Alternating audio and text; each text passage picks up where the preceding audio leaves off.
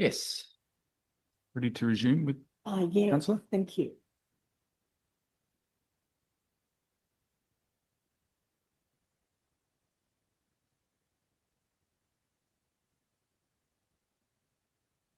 Thank you, Councillor. You're still on your oath from Monday.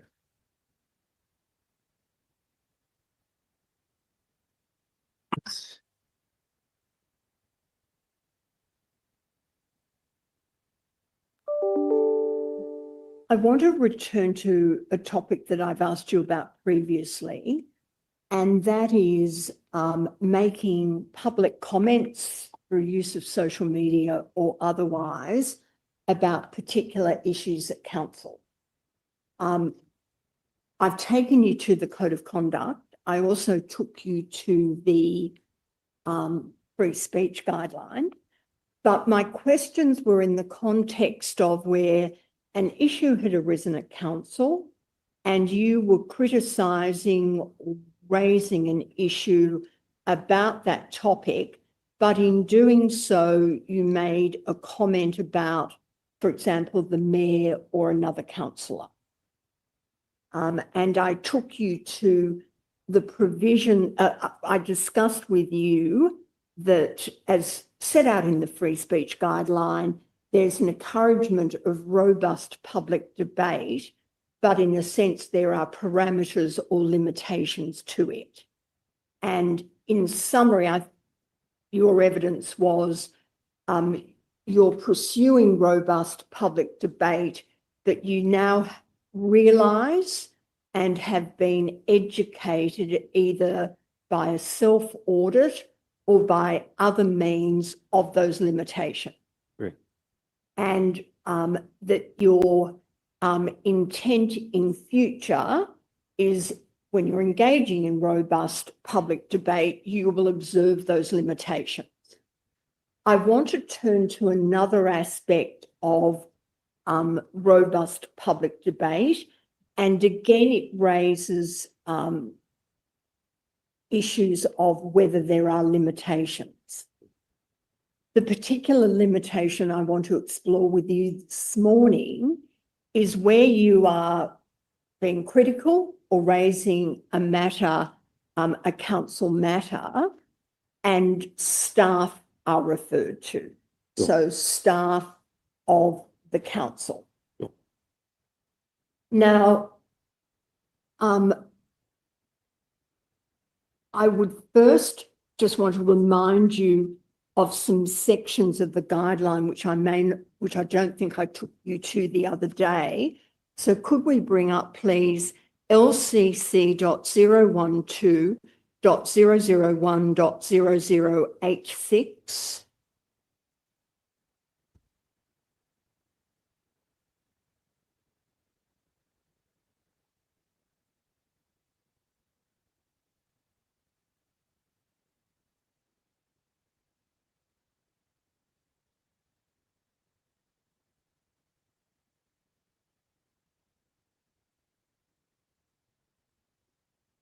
Yes, please. Right, that's the first page. And then could we first go through to page 10?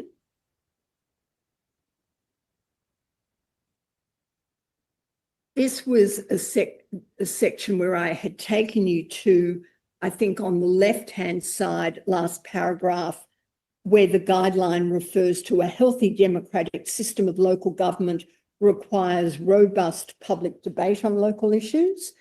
And then I want to take you to across the page, across the page, stop. The paragraph commencing in a healthy functioning democracy. The appropriate way to respond to public comment that others disagree with is to engage with that comment by publicly rebutting, challenging, or disputing it as part of legitimate public debate on the issue, not by making a code of conduct complaint about it. Yes. The limitation that I want to discuss with you arises from staff. And can I take you back to page 8 in that document? and it's the first column, the paragraph referring to clause 7.6H of the model code of conduct further provides that while councillors can critique and comment on the advice provided by staff, they must not make personal attacks on council staff in public forums, including social media. It then raises the duty that councillors owe council staff and members of the community under the Work Health and Safety Act to take reasonable care that their acts or omissions do not adversely affect the health and safety of other persons. I'll come back to work health and safety, but you now, because you've done some training in work health and safety, you realise the concept of it, or you know of the concept of a psychosocial hazard. Yes.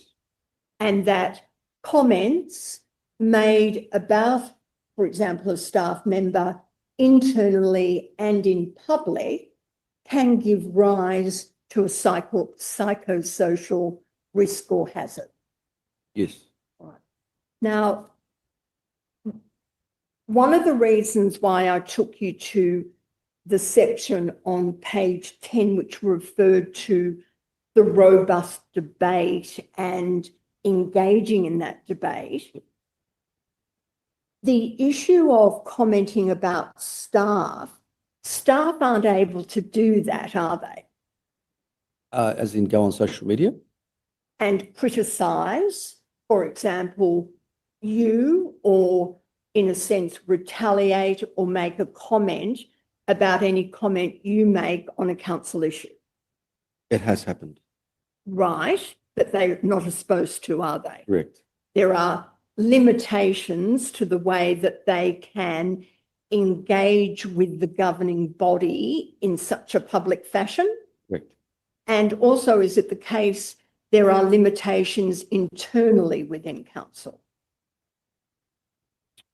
I don't know the internal side of things. But you do agree that engaging in some kind of public debate isn't open to members of staff? Correct.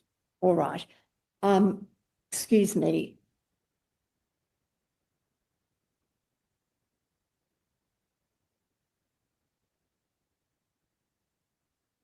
Commissioner, I do want to move to a code of conduct complaint. Given the position we are in at the moment, we will have to go into a closed session for a short period. All right. Pursuant to Section 12B of the Royal Commissions Act, I direct that the next passage of hearing take place in private and the transcript of that passage of the hearing not be published otherwise than in accordance with the usual direction.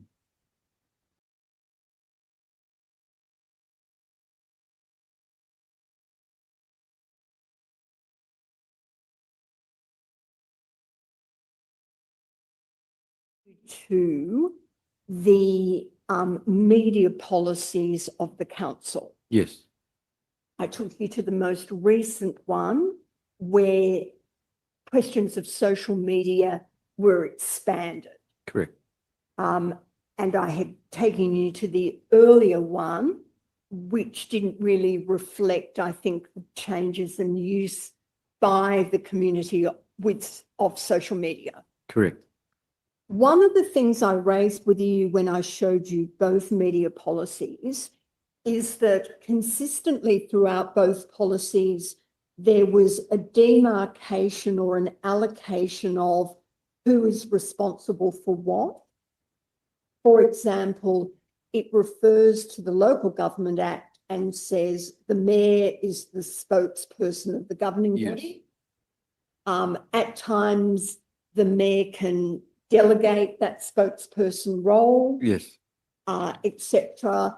And then it spoke about the role of members of staff dealing with media. Yes. Now, I want to take you to some correspondence which arises, yes, in May of this year. Sure. Now, the correspondence a staff member is referred to my preference is not to refer to the staff member's name, Sure. but if the person, when we're describing it, could just be referred to as staff member, Sure. avoids us going into closed Yes. session. I agree. And Commissioner, I would ask that the document I'm asking to be brought up not to be live streamed. Yes, I think that's appropriate. All right, can we bring up document INQ.005.001.0012?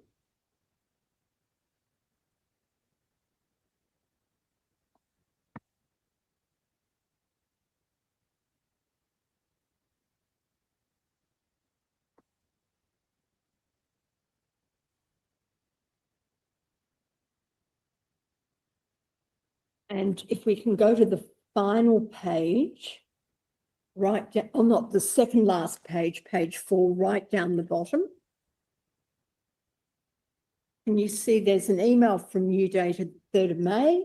Yes. And if we jump across the page, councillor support, and you raise, I've seen multiple posts and videos done by the Mayor, councillors Hall and Green. I respectively request to be given an opportunity to also do a video post. Please get back to me if that opportunity is available, and if not, why. Yes. And at this time in particular, we'll be looking at this later on in the day, but you had attended the Aerotropolis. thank you, Aerotropolis conference in Hong Kong, Correct. and you wanted to put on a post onto the Liverpool City Council website about that. Facebook page. Facebook, sorry, yes. All right, now, if we can then go to the bottom of page 3, you can see that went to councillor support.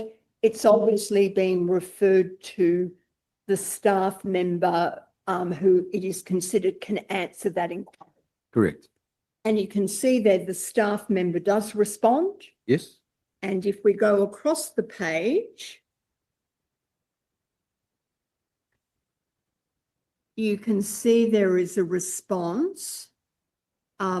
First, there's a reference to those videos which featured Deputy Mayor Hull and Councillor Dr. Betty Green, and the staff member confirms they were delegated by the Mayor. Then staff do not determine which councillors appear in video content. And then there is an extract from the current version of the media policy. Yes. And it's along the lines that I took you to the other day. You know, it starts off, the Mayor's the official spokesperson of the governing body, etc. Yes. Now, you receive that and you're not satisfied with it. Correct. But what you do, and if we now go back to page 3 and keep on going, if we can just stop there, you send an email to the CEO about Correct. it. Now, just pausing there, even though that's dated the 10th of May 2025, I think you anticipated the changes in the councillor and staff interaction policy, because that's one of the things they now say. You get a response from a member of staff, you're not satisfied, Yes. go up to the CEO. The issue is, and, you know, putting to one side the comments in yellow, you're raising why you're not satisfied, that you wanted to make this post about the airport conference, etc. The issue that is troublesome is the first sentence, Yes. which is in yellow, that the email from the staff member is another example in proving that the staff member is not a fit and proper person. Can you just excuse me for a minute?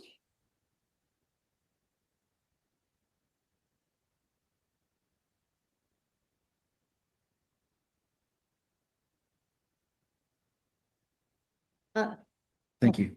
We Yes. right? Thank you.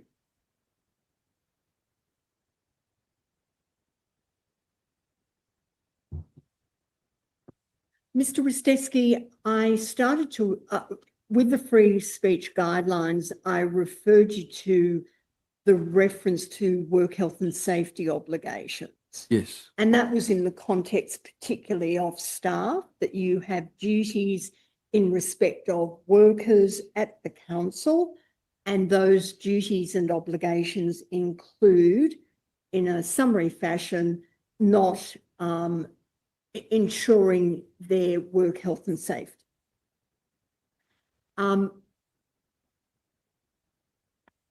Within work at health and safety, there is an area which really started emerging probably around 2015, 2016, which looks at psychosocial hazards. And without boring with all the details, I think it's in 2019, there was a code, some guidance material provided. It's now become a code of practice under the Act, which means the code has to be complied with. You familiar with that as in your capacity as a employer? yes, we did a course in the last month. Leaving aside the council context, I just want to make sure you are familiar with the concepts generally that council assisting is talking about, Yes. perhaps from your professional life. Yes, yes, yes. So through your professional life, you would, I think I asked you this before, you knew of the Work Health and Safety Act and your obligations under it. Yes. In that professional life, had you come across this concept of psychosocial hazards? I've never had to deal with it. Never been raised with you No. in your professional work context? No, no. Now, you've spoken about training that you've undergone. Can I just ask, when you commenced again as a councillor last October, leading up to that training that you undertook, do you recall in any council context this psychosocial hazards being raised? No. Do you, this is, I just want to make sure we're all on the same page about what a psychosocial hazard is. Do you have an understanding of the concept generally? I think it's around mental health. Or perhaps you might describe what you have in mind, and then we can make sure that we're all on the same page. Work health and safety traditionally arises where there is a risk to the health and safety of an employee, and it's usually associated with falling off a ladder. Correct. Or getting an electric shock. I'm using Physical. a physical effect. The development has been that there is conduct, and that conduct can give rise to a psychosocial hazard. That is, the classic example is that it can lead to increased stress on an employee, and an employee being subject to severe stress or prolonged stress can ultimately physically have an effect on them. So one example of a psychosocial hazard is stress on an employee. Yes. Another example is bullying an employee. Yes. Another example is where an employee is criticised in such a way that it leads to depression. Yes. So your description of it, it's something to do with mental health. They're examples of psychosocial risks identified and how they manifest themselves. So depression, stress, etc. I've actually seen, we got the legal report last night, and I've actually seen quite a few employees that are on this kind of leave, which I found very, wow, I didn't realise. But just as a concept generally. Yes, I understand If that. at any time you need any clarification. Yes, I Being out, but yep. just so that Thank when you. council assisting is using the phrase, Thank you for that's the concept. But if there's any doubt in your mind at all, feel free to ask for some clarification. That can be done. And before you attended the training, which I'll come to in a minute, do you recall, and I'll just use examples, conversations with Mr. Breton, conversations at council meetings or other conversations with your fellow councillors where psychosocial hazards or risks were raised? None specifically. If they were, without the training in context of what it involved, it sort of just goes over your head. Right. So until we did that recent training, it was not really, for me now, it's another way of saying mental health. By using a very technical word, I really didn't know what it meant until the recent training. But it may have been used, but sort of didn't know what context it was being used. Could we bring up a document? Excuse me for a minute. Whilst that's happening, Councillor, can you tell me a bit about the training that you referred to? Yes, there You was say another- that. Oh, you're going there? Yeah. Oh, I'm sorry. Okay. I'm jumping ahead. Sit back, behave. Yeah. Redact that bit from the transcript.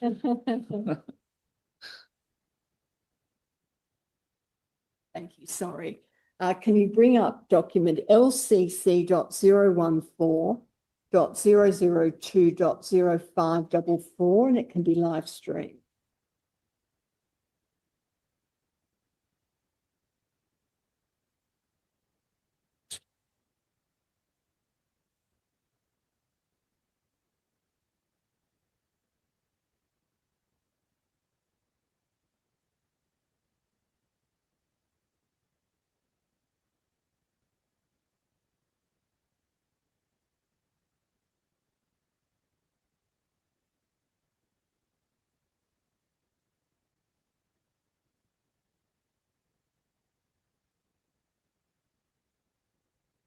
Now, look, this was provided to the inquiry. It's not, if you've attended some training in the last 2 weeks, it's not going to be recorded there. What's the date of? Could Is you this current just to a excuse certain me? point? The, You can come back to it after. the last entry is September, Okay. which was in it.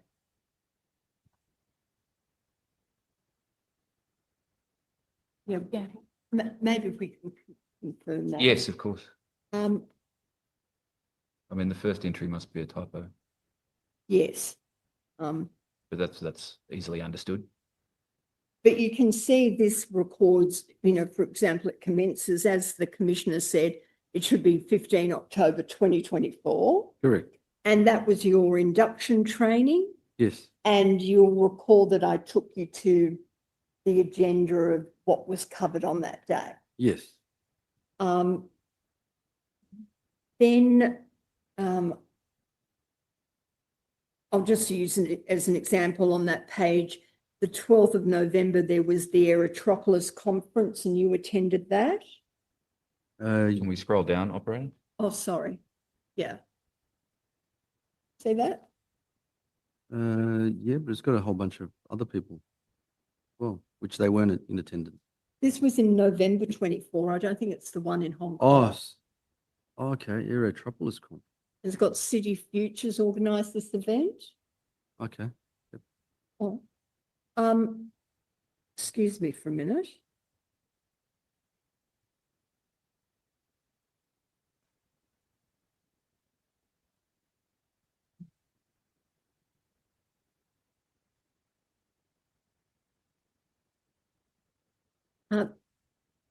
Would we go to an entry on the 21st of January?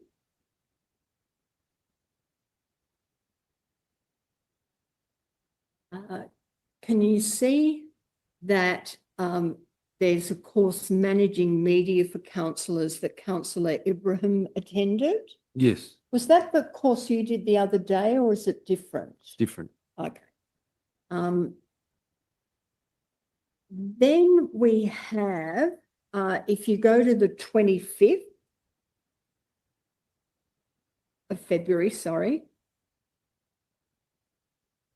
you can see Clayton Ute solicitors gave a session on WHS briefing during councillor briefing session.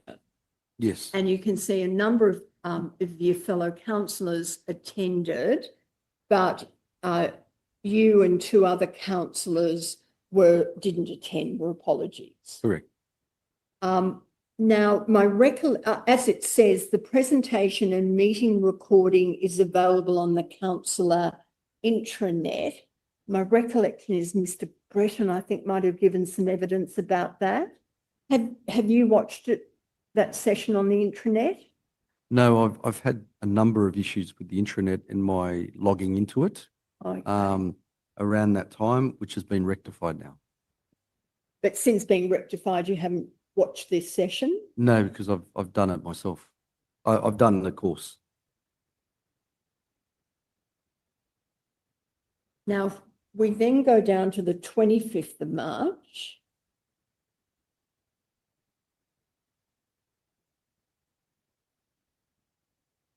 There should be a media training session 2.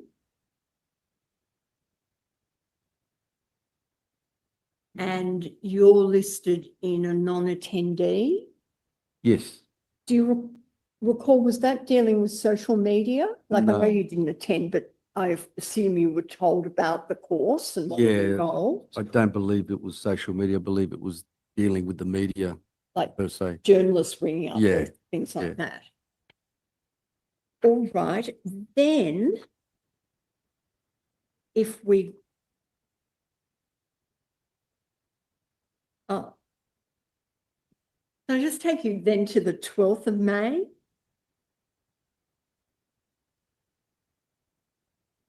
This might become relevant later in your evidence, but can you see there was a proposed team building and respectful relationships session? Yes. It would appear cancelled. And then it's got cancelled, rescheduled for July. Has that ever been undertaken? No. Were you given any details about what was going to be included in that course? Can't remember from the top of my head. It's described as councillor onboarding. Is it your understanding if it's councillor onboarding, it should be compulsory for councillors? What do they mean by onboarding? I don't know. I was hoping you could No, help I me. don't know. I didn't know whether it was kind of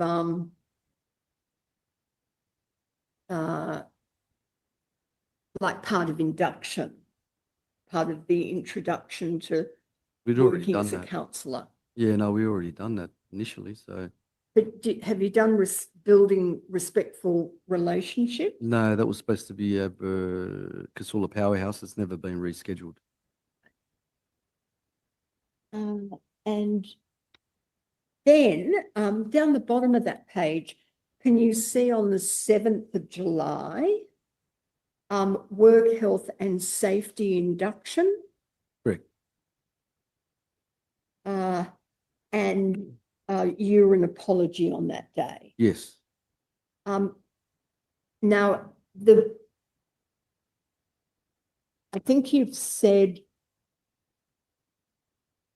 you've subsequently undertaken that training. Yes, all of those councils that were an apology, we did a separate one together. All right, so the 3 of you did it? 5 of us. The 7th of July? Oh, I'm sorry, I forgot there's 2 other names on the next page. Sorry. When did you do it? Within the last 2 months. Where was it held? The boardroom on level 11. And how long did it go for, roughly? 2.5 hours, maybe. Do you remember who conducted it? I can't remember his name, but it was an external. And you attended it. Did you find it useful? Yes, it's an introduction. These kind of things, you can't just do one and then just stop. It's probably, you need to go a little bit more deeper. So it was beneficial to do, and I will be looking at other courses with the CEO in the next few weeks around that area. Were psychosocial hazards raised? Yes. So that's assisted you in having a better understanding of that concept? Yes. Now, I'm going to ask you a series of questions, and please just answer the question because Mr. Parrish will leap to his feet. In addition, have you been provided with an advice? I think it may be by a senior counsel, it could be Bruce Hodgkinson, which provides the council with advice about obligations and responsibilities under the Work Health and Safety Act. Can't recall. Yeah, you didn't have to leave here. You can't recall that? No. Have you heard of such an advice? No. If such an advice had been obtained, which is relevant to the obligations and duties you owe under the Act, is that something that you have a right to see and read? Yes. What do you mean by right? You You might can- want to, but Well, sorry. You can demand to see it, to be provided with a copy, to read it, etc. Yeah.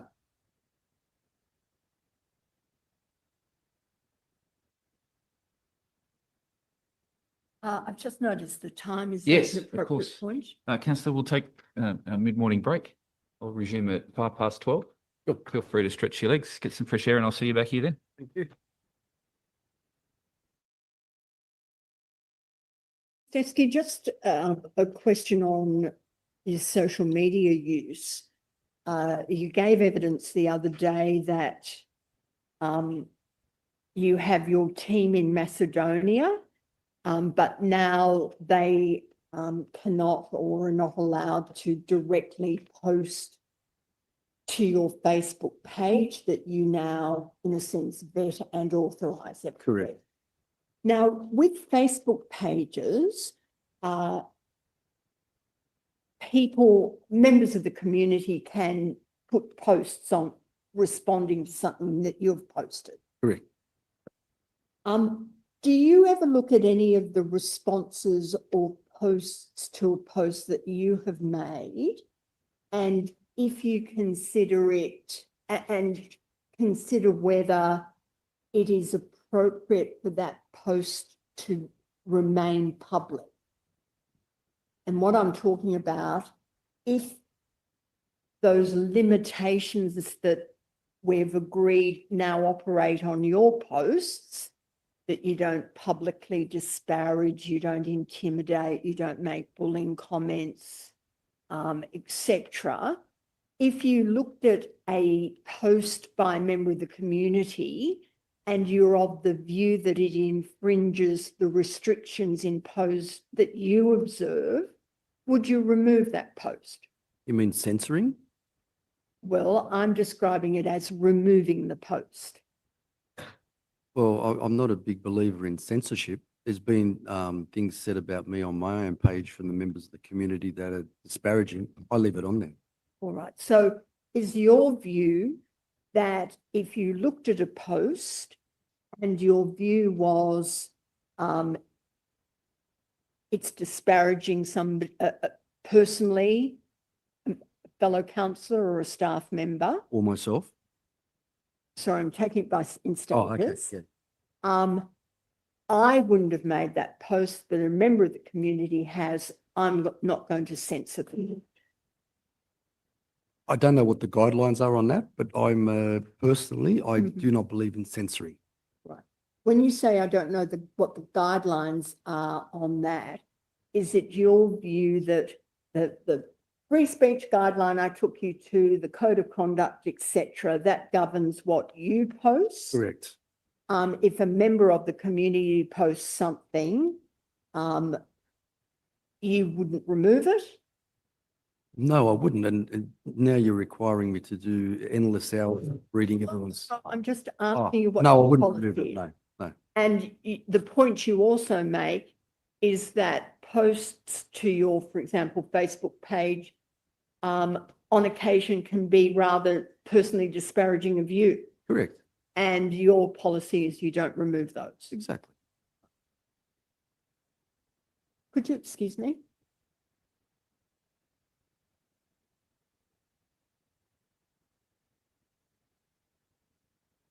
I think I've been picked up with my use of terminology again with social media. What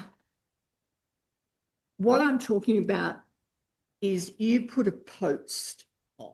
Yes. Right? Then I think I should have described it as there are then comments made. Correct. And I was focusing on those comments that can be made by members of the public. Yes. Okay, Is that so how you understood the? Yes.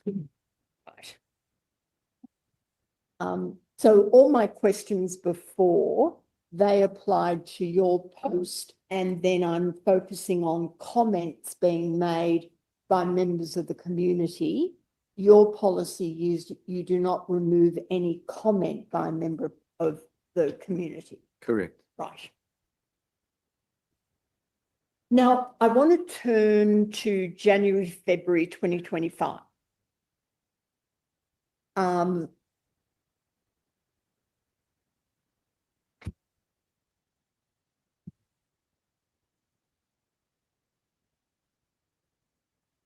Excuse me for a minute.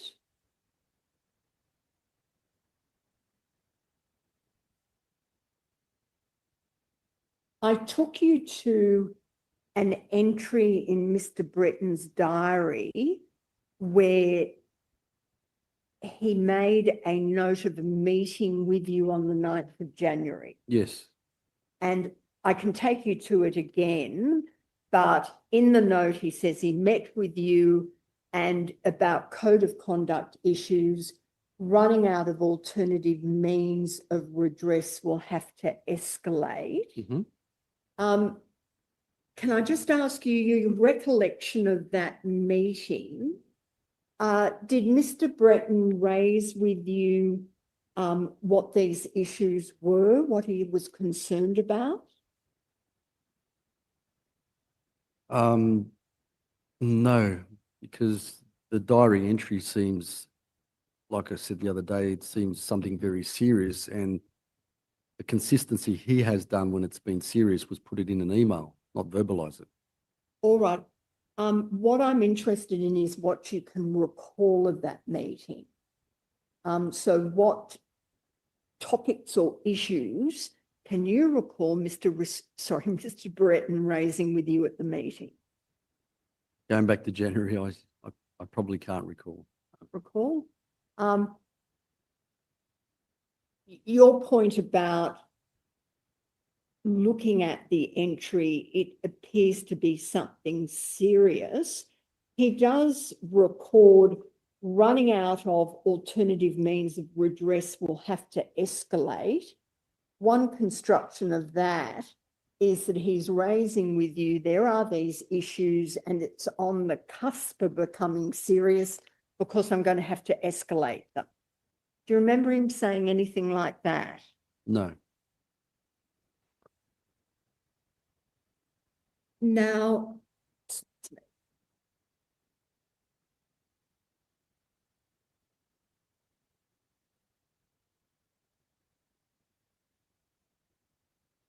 could you just excuse me?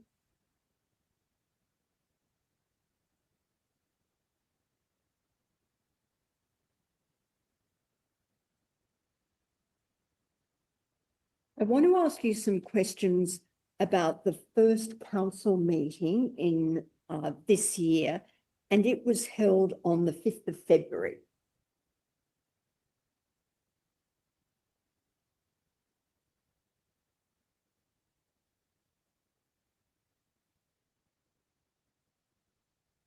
Now, I wanted to bring up the agenda for that meeting. I understand it's downloaded this morning, and thank you.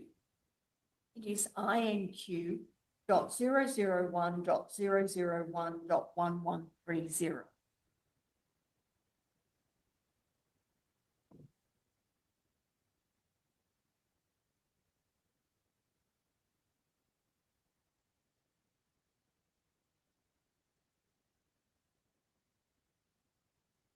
Yes, please, sorry. You can see from the front page, Council Agenda 5 February. Yes. During this meeting, there were a number of notices of motion that you put forward. Yes. I just want to remind you of at least 3 of those. In this document, can we go through to page 150? And this was NOM 01, and it was commemorative plaque. And I will probably mispronounce this, Enes Bezlagic. Yes. And he is some kind of, sorry, I'll withdraw that. He is a Bosnian singer. No, a Bosnian actor. Oh, actor, I do apologise. But he was performing, was it at the Isula Powerhouse? Yes. And this was your motion for some kind of commemorative plaque to be presented to. Yes. Could we then jump, I think it's to page 152. That's a notice of motion, importance of flying the Australian flag on all council buildings. Yes. And then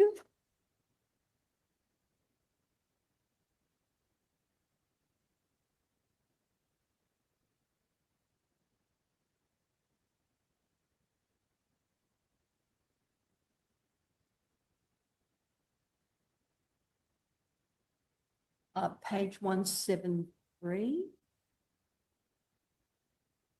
This was another notice of motion that you proposed opposing the use of the media department for personal benefit of the mayor. Correct. All right.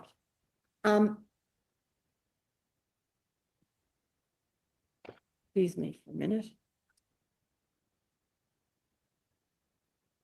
I want to play some extracts from the recording of the meeting. That is INQ.013.001.0013.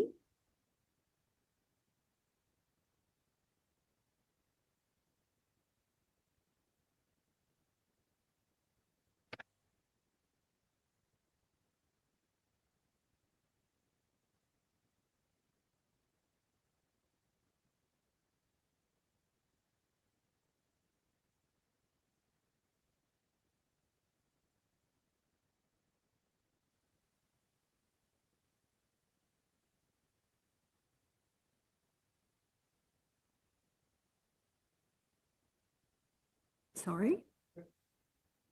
Oh.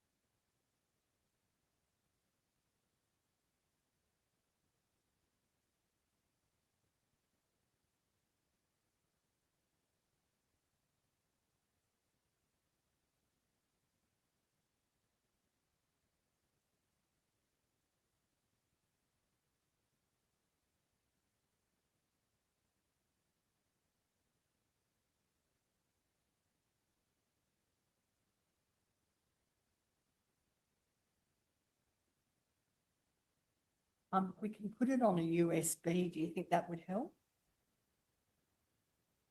Can we come back to this, or will that take you out of Yes. order? So,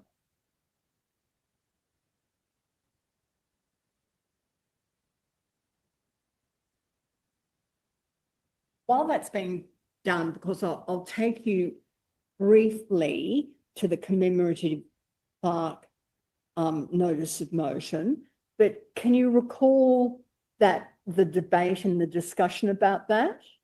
Yes. From the video, it would have, I think it was passed unanimously by councillors. Think so, yes. And the interchange between you and the councillors seemed to be quite positive. Yes.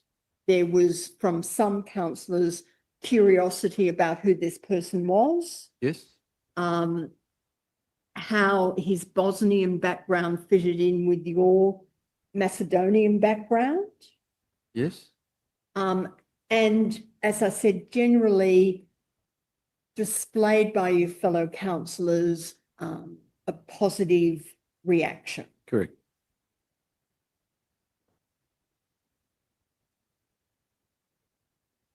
While we're waiting for that,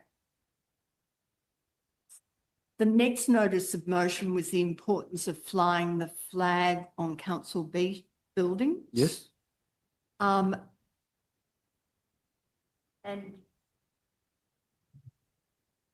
if what your motion sought, Can we just put it on the screen so I can see the motion I didn't know, oh yes, sorry. whilst the video's being? I didn't know what.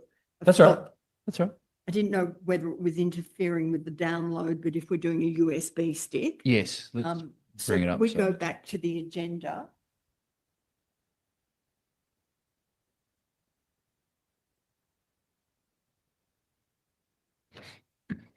And it was page 153.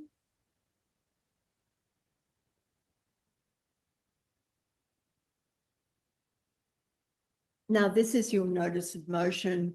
First, acknowledging the significance and resolves to fly the Australian flag on all council buildings. Right to the federal government to seek funding. Direct the acting CEO basically to produce a report on the cost of installing a flagpole on every council building.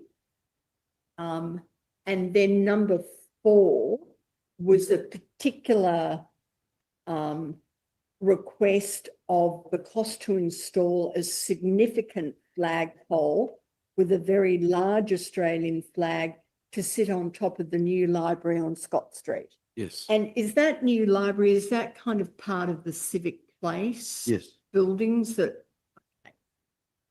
now, Is that the, I've seen a photo. Is that the circular part of the building? Yeah. On the street frontage? Is that what I should, that's the Yeah. library at Scott Street? That's the one. it's separate from the high rise where the council Yes. chambers, offices are situated and other floors where there are private tenants. Yes. So your number 4 goes to a flagpole on the top of, in the commissioner's description, that circular building. Similar to what Parliament House have in Canberra.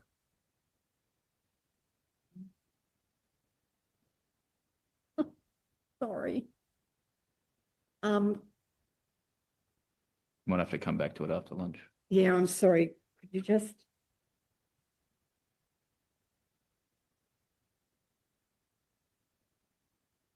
Could I just have a minute, please? Yes.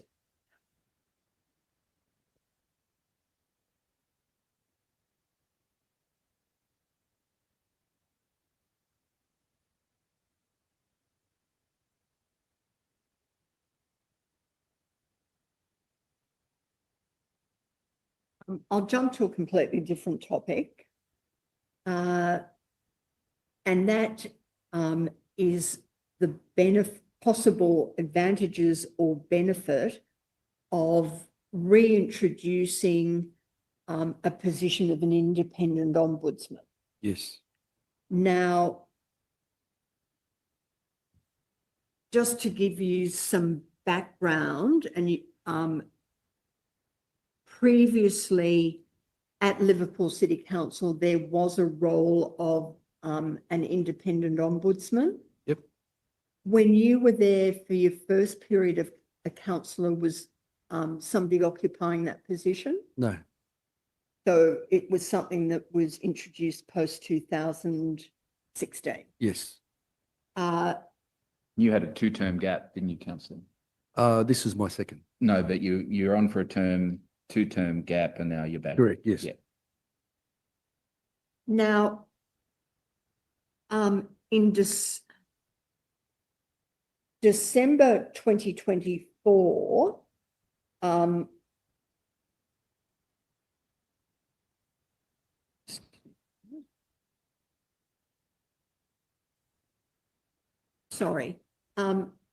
in July of this year, you submitted a motion requesting for the investigation of the possibility of reinstating that position. Yes. And your motion, I can bring it up if you want it. Let's do that. Okay. I'd like to. I've seen it before, but I wouldn't mind seeing it again. INQ.042.001.0004.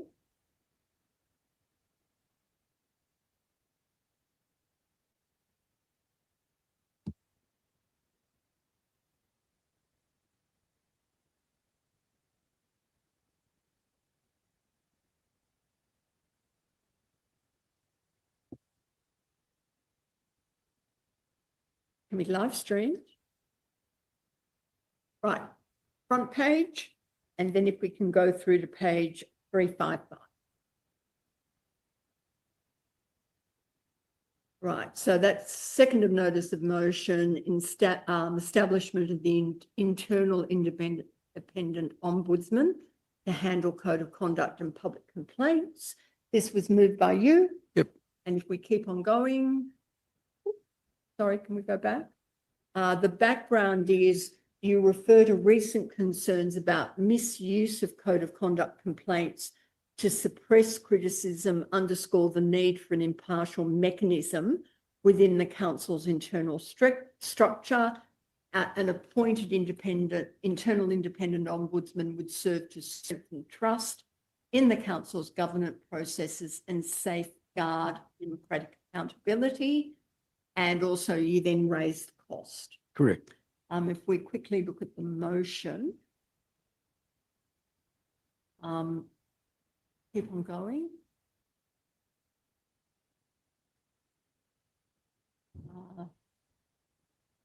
I think I'll ultimately, oh, sorry, what's the chief exec officers? All right, he takes issue with some of the comments you made in your paper, but can I just, before looking at that, the result of this was a resolution was passed for the CEO to look at it and provide a report back to council. Yes.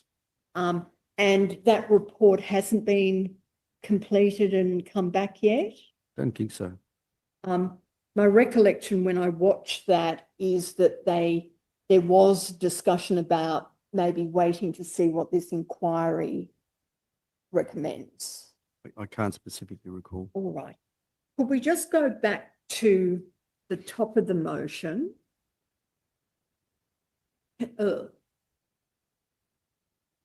Sorry if you...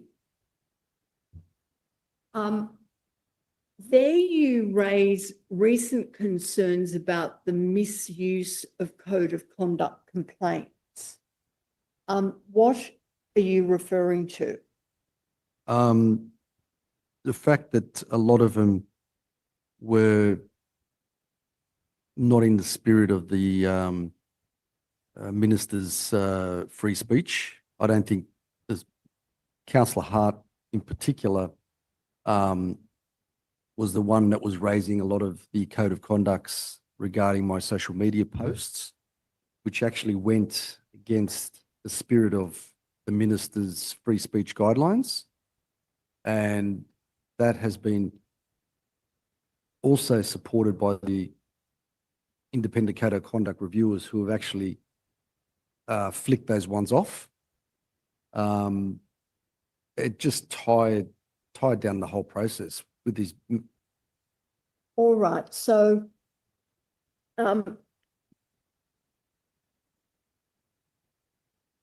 you've spoken about not within the spirit of the guidelines. The guidelines were in June of this year. Yes. Though I think this motion was in July of this year. Correct. So without getting into specifics, you have a concern that some of the complaints, as you said, are not within that spirit of the guidelines where they talk about generating robust debate. Yes. Is that a concern you had in July or a Yes. concern you have now, or both? Both. So in July, had you seen the 23A guideline on free Yes. speech? And had you had contact with the code of conduct reviewer at Yes. July? You had by then? Yes.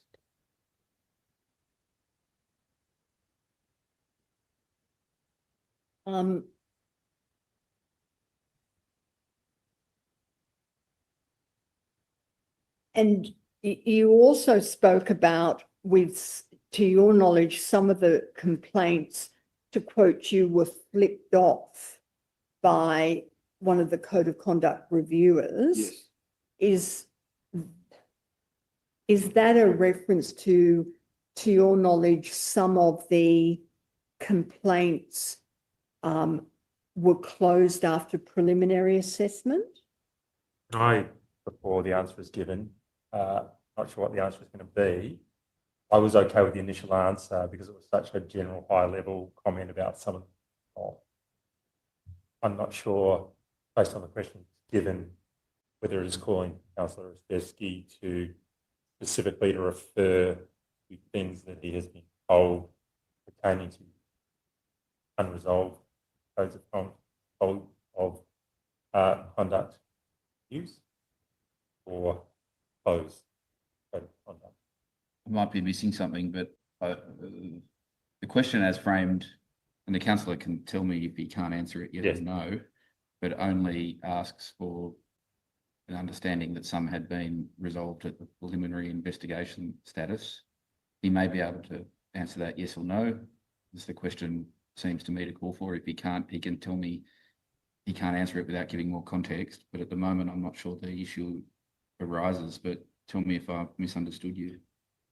No, I was picking up on his description of they were flicked off. Yes. I assumed flicked off had a particular meaning, that wouldn't infringe my learned friend's concerns. That's how I understood it. Let's ask the question again and we'll see. We'll tread carefully, but we'll see where we get to next. You refer to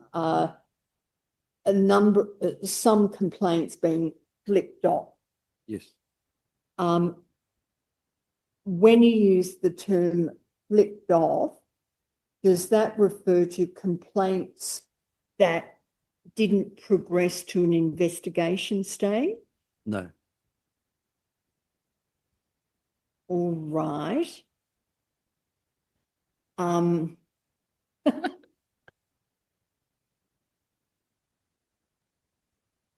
Mr. Parrish, what's the problem if I ask the witness, what does he mean by flipped off? Without And that on that. okay, well, what do you mean by flipped off? Oh, what I meant by that was it made the trench that was submitted to the conduct reviewer. There might have been 20 on there, and that particular conduct reviewer would have only actioned 3 of those 20. So the 17 were like, yeah, there's no issue there. When you say action, you mean proceeded further with an investigation? Is that what you mean, or something? In the report, they listed 20, and then the conduct reviewer would narrow it down to 3. These are the 3 I'm concerned about. So obviously the other 17 fell by the wayside. yeah, fell by the wayside, yeah.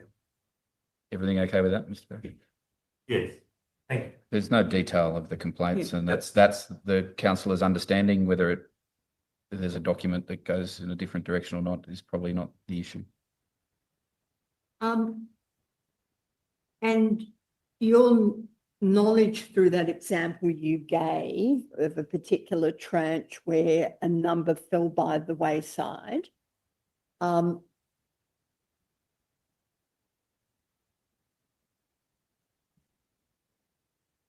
why do you say that knowledge supports the re-establishment of the internal ombudsman position? Because they didn't, okay. I guess. Because in a way that demonstrates the system is working, that 17 fell by the wayside. Are you saying why I prefer having an ombudsman?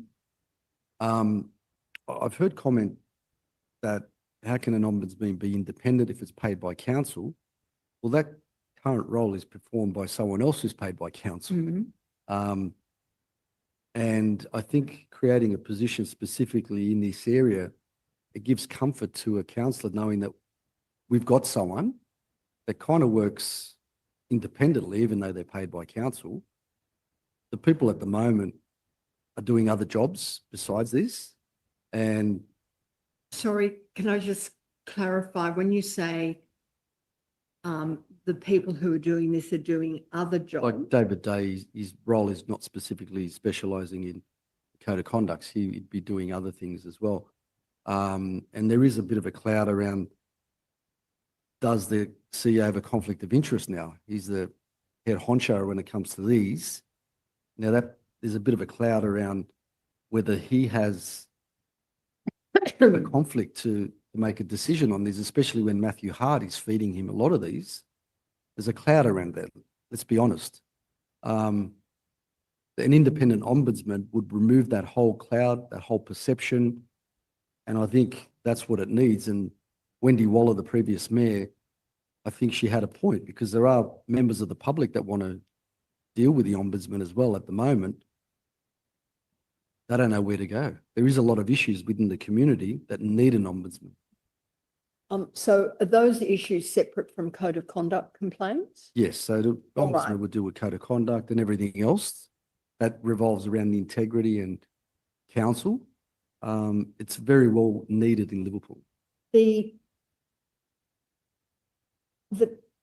code of conduct procedure, in 10 words or less, is that there's, in a sense, an initial vetting of the complaint to see that it's not vexatious, and at a very superficial level, it comes within the code of conduct. Yes. Then the next step has been that it's, if those boxes are ticked, a decision is made. Do we just, in a sense, deal with this in an informal way, or do we refer it for preliminary assessment? Yes. And the preliminary assessment has been undertaken by those outside organisations. Yes. You describe them as a conduct reviewer. That's Yes. those people. And then if the preliminary assessment says, yes, there is something here, it moves to an investigation. Yes. Your proposal of the independent ombudsman, with that kind of summary of the 3 stages, at which part or with which particular role in your mind would the internal ombudsman be involved? The first 2 parts, I'd say. All right, so like I've described it as the initial vetting. Yes. And then the preliminary assessment. Correct. And then your view is, if there's ticks with those first 2 and it's got to be an investigation, that's appropriate to go out to an outside body. With the caveat of before expending costs with the ratepayers, can it be resolved through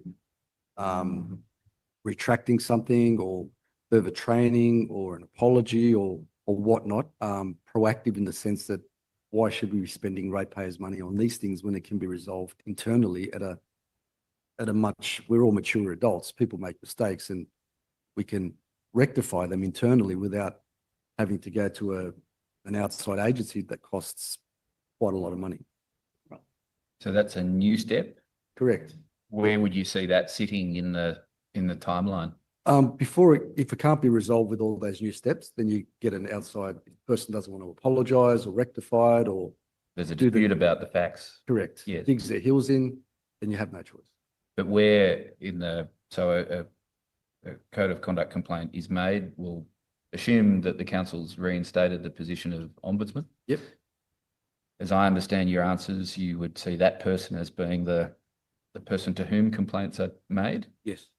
Person looks at them. Yep. Does the first level vetting or triage. Yes, this is a code of conduct issue. Yep. Yes, the person's subject to it. So we get through the gateway. Yep.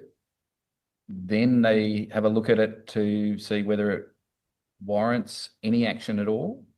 Correct. That initial assessment is done. Exactly. For example, a post was made on social media, remove it.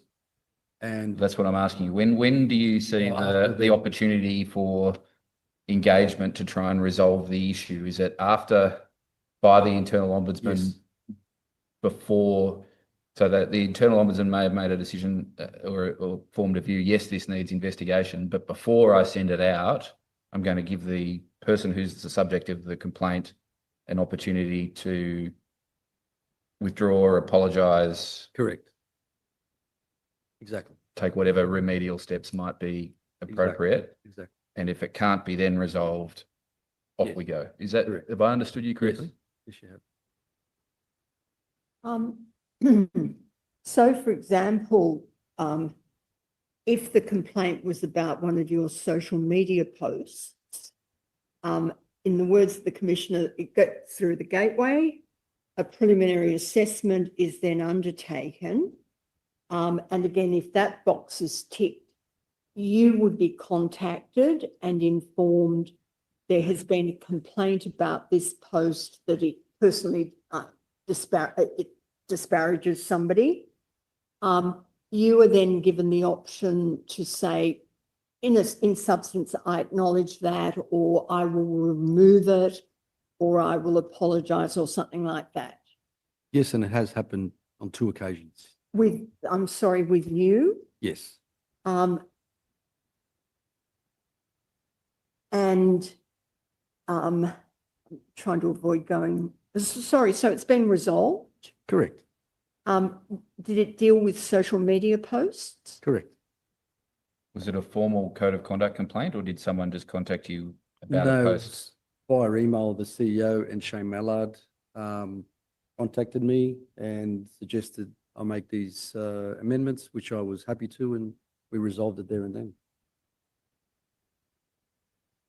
And again, it was amendments to a social Correct. media post. Correct. And I'm just trying to place this in a code of conduct context.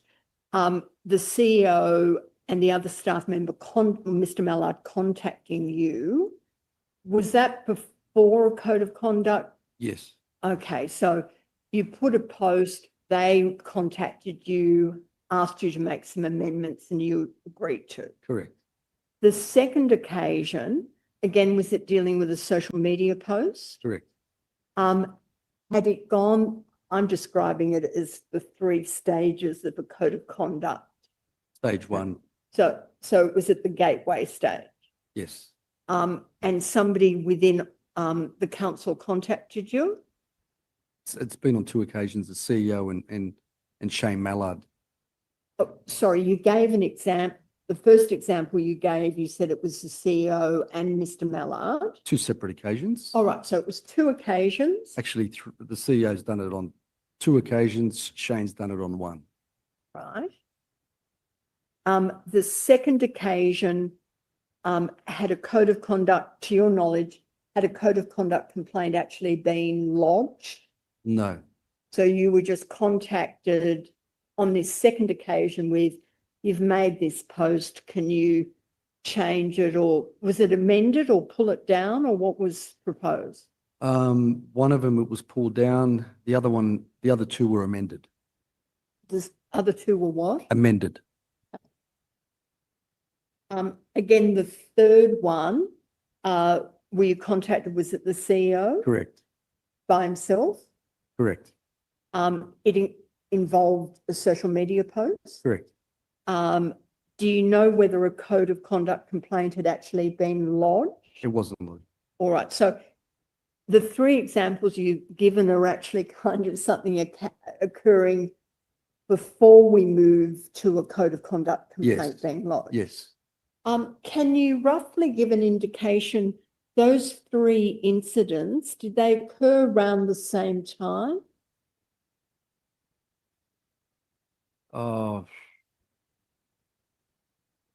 Probably within 3 months of each other. But are we talking about October of last year, Oh, it would have been- December, January? Yeah, it would have been at the first half of the year, this year. Sorry, Commissioner, can I just raise something? I think all of those documents actually are in the tender bundle. Yep. Okay, I just wonder whether, if my learned friend is looking for dates, those documents might be still in there. You're right, the documents will reveal the date. I think we're just trying to place it in a spectrum, but thank you.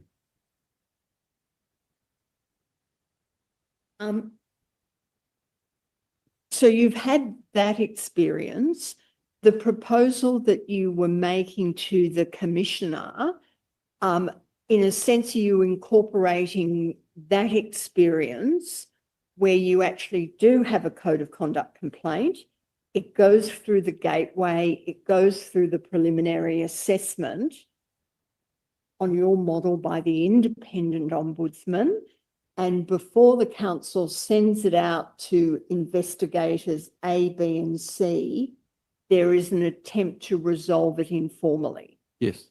And when I say informally, either pull down a social media post, amend, apologise, do something along those lines. Yes.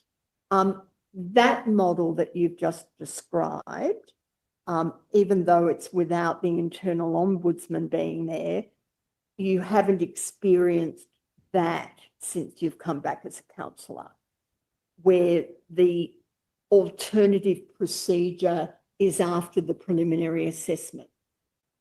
Do you see my point? No. All right. The three examples you gave, Yep. from your answers, that appeared where there was a concern Yes.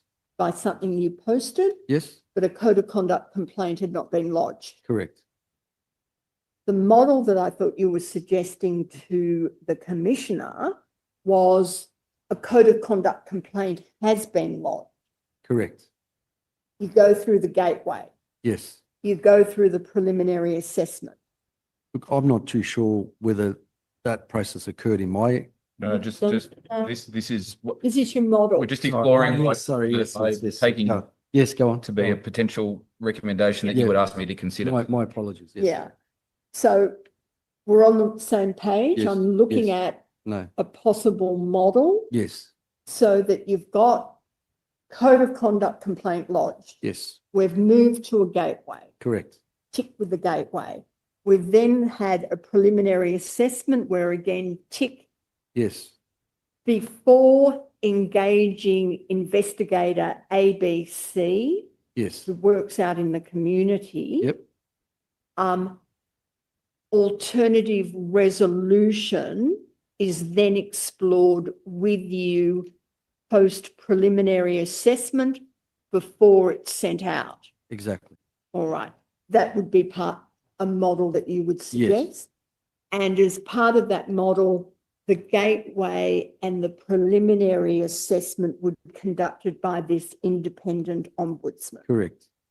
And in addition to the independent ombudsman doing that type of work, that person you've raised that from your view is that there are within the community people who want to raise not strictly a code of conduct complaint, but some other matter, and would like a person like an independent ombudsman to be able to approach. Exactly, and I'll tell you why. The community do not trust the council. The trust level is very, very low. They are reluctant to provide their personal details. Now I'm getting on my councillor requests. Councillor, can you tell us the name of the resident that asked for this, their address and phone number? Then when I go to the resident, I'm not giving them those details. I don't trust those bastards, you know. So there's no trust in the community. So they want someone they can approach independently. And a good example is this asbestos issue, which has become a pandemic in our area where it's been so poorly handled that the trust is not there with the community. They would rather go to an ombudsman, deal with them knowing that they are independent and they can speak freely. And again, in this model of a wider jurisdiction of the independent ombudsman, that, for example, an asbestos issue could be raised by the member of the community, and then the internal ombudsman would take that complaint or concern and be able then to approach the council to get an answer. Exactly. Without necessarily, depending on what the issue is, disclosing who the member of the community was. Exactly.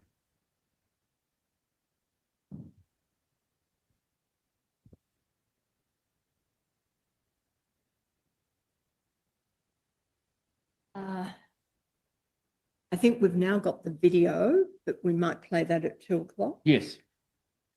All right, we'll adjourn for lunch. Councillor, I'll see you back here at 2:00. Thank you. I'll adjourn until 2 p.m. Mr.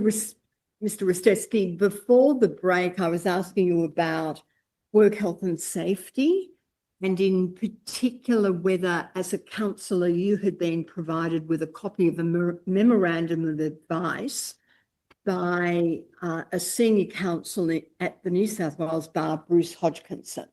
Yes. And your evidence was you didn't receive that or you didn't recall it. Don't remember seeing it.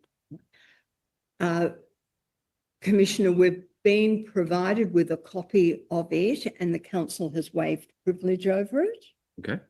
Could LCC.008.001.0059 be brought up, please?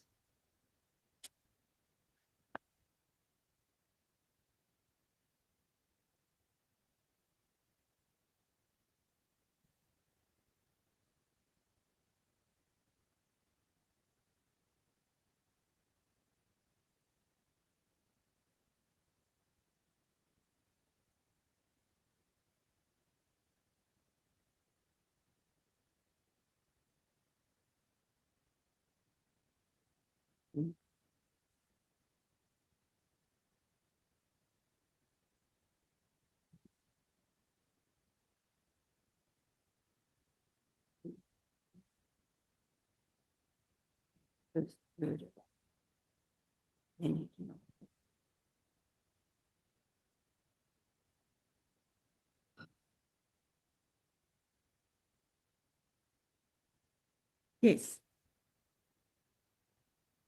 All right. We'll come back to that.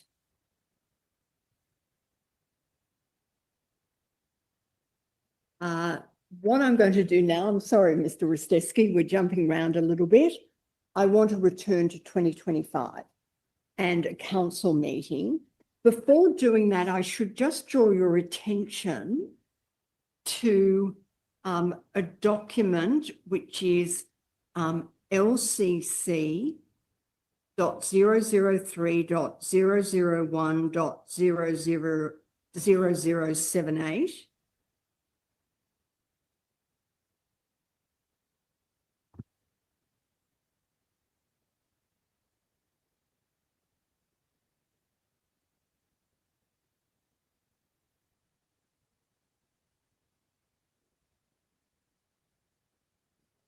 Yes, please.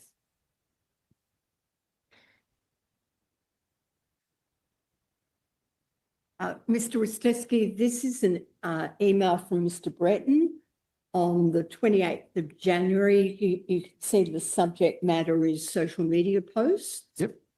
Do you recall receiving this email and reading it? Yes. And if we continue, just look at the content of it. A comment about increased levels of social media posts at the moment, some of which I've been informed are concerning staff.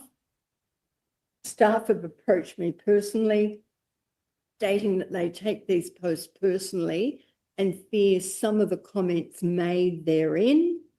Then the next paragraph, there's reference to staff welfare, staffing generally, the responsibility of the CEO. And then you can see a reference to, I think Mr. Breton says that he's the PCBU. That's a term under the Work Health and Safety Act, a person conducting a business or enterprise, which I think is actually the council. But you can see we must report all hazards, including psychosocial hazards, perceived or otherwise. Yes. And then he also reminds the councillors about additionally, I have today reminded all staff of their obligations under the media policy and the code of conduct. And then it continues with these obligations cover very important ethical considerations relating to improper behaviour, abuse of power, intimidation, fairness, equity, bullying, and harassment. Fundamental to the conduct of everyone in the public service and are the basis of the values of our council and right action by all those who work in council. Now, when you received that, you can see there's a reference that I just took you to psychosocial hazards, perceived or otherwise. Yes. Did that prompt you to make some inquiries about what are psychosocial hazards? No. At this point? No. Become more educated in obligations and duties under work health and safety? No. The email raises social media posts, Yep. an increase in their number, and that staff have raised that they're taking some of these posts personally and fear some of the comments made therein. When you read that comment, did you reflect on any of the social media posts that you had made? No. Why not? Because if it concerned me, you should have emailed me. I had no idea who he was referring to, because I don't follow any other councillor's Facebook page. I have no idea what they're posting. Mm-hmm. The normal thing would be, if it relates to me, send me the email and be specific. Why beat around the bush?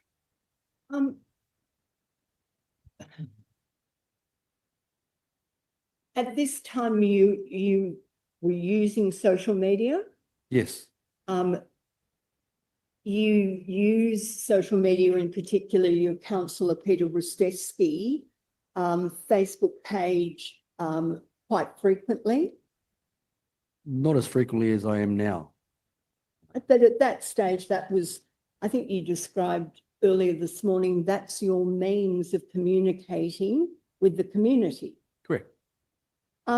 Surely where the CEO sends an email about staff being concerned, take these posts personally, fear some of their comments made therein, that would prompt you to have a look at your social media posts and whether there was any problem or issue with. No. And it again didn't prompt you to look at any idea or any concept of your obligations under work health and safety or any idea of psychosocial hazards arising? No. Right. If we now turn to the 5th of February,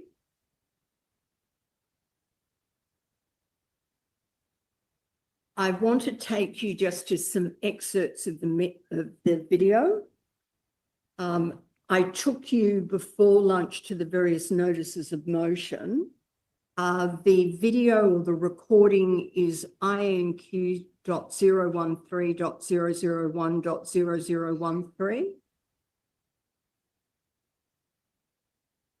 And can we first go, I think it's round 36.27.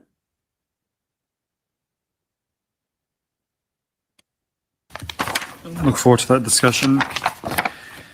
Okay, NOM 01, page 150, commemorative plaque for Enis Basajic. Yeah, I'd just like to move it. There's quite a few noms there, so I don't want to delay this one in debate. Seconded, Councillor Carney. Councillor Hart. I just have a question. When is this event going to be? As far as I know, this month. Specific date? I don't have the specific date. Has it been booked in with CPAC? I believe it has. Can we get confirmation on that? I will refer to the Director of Community, who has the date no doubt available. Thank you. Through the acting CEO, the venue was approached for venue hire of the theatre for the 23rd of February, but it was a tentative booking. They haven't confirmed it. They're still working on their first venue and filling the first venue, so we haven't got a confirmation on whether it's going ahead, but it is tentatively booked for the 23rd of February. Thank you. Councillor McNaught. Mr Mayor, I have an amendment to the motion that I'd like to propose. It's a change to point 2, where I would like to have the amended to suggest, to state, and I'm good with the rest of it, just that based on the report from staff, and I'll read directly from that final paragraph of the report and replace point 2 with a plaque for Mr Baslagic will be prepared and for presentation by the Mayor or a delegate as per the civic events and ceremonial functions policy. Great. Yep. Do you have a seconder for that amendment? Seconded, Councillor Hart. I also should point out that under the Act that which doesn't state in here, but the civic and ceremonial responsibilities does lie with the Mayor. I'm happy with the Mayor to turn up with me, not a problem. You can even sit next to me. It'd be nice, wouldn't it? More than happy to, but ultimately, yeah, I don't even know if I'm available on that night, but ultimately just the council can't override the Act. I move to my original motion. We then just, no, sorry, keep on going. We're just near there. Yeah, cool. Okay.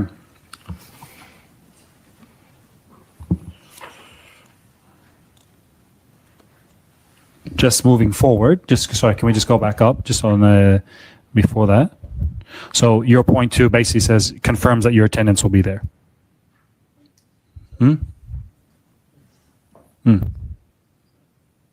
Yeah. Can we perhaps maybe add to Councillor Ristevski's motion the point that Councillor McNaught made for point 2? Because I don't think they would conflict. And for inclusivity matters, I think it would be good if we're all informed of the event and confirm our availability, because I think that'll be of interest to all of us. By all means, if you remember when the singer was here, everyone was invited, but unfortunately not everyone could attend because of the conference. By all means, everyone's welcome to come along, although it's going to be in the language of Bosnian, so I'm not too sure if you guys will understand it, but come along. It'll be great for you to translate then. Is it similar language to Macedonian? Very similar. If you sit on the other side of me, it'll be really nice. We've got the Mayor on this side and you on the other. We'll have a great night.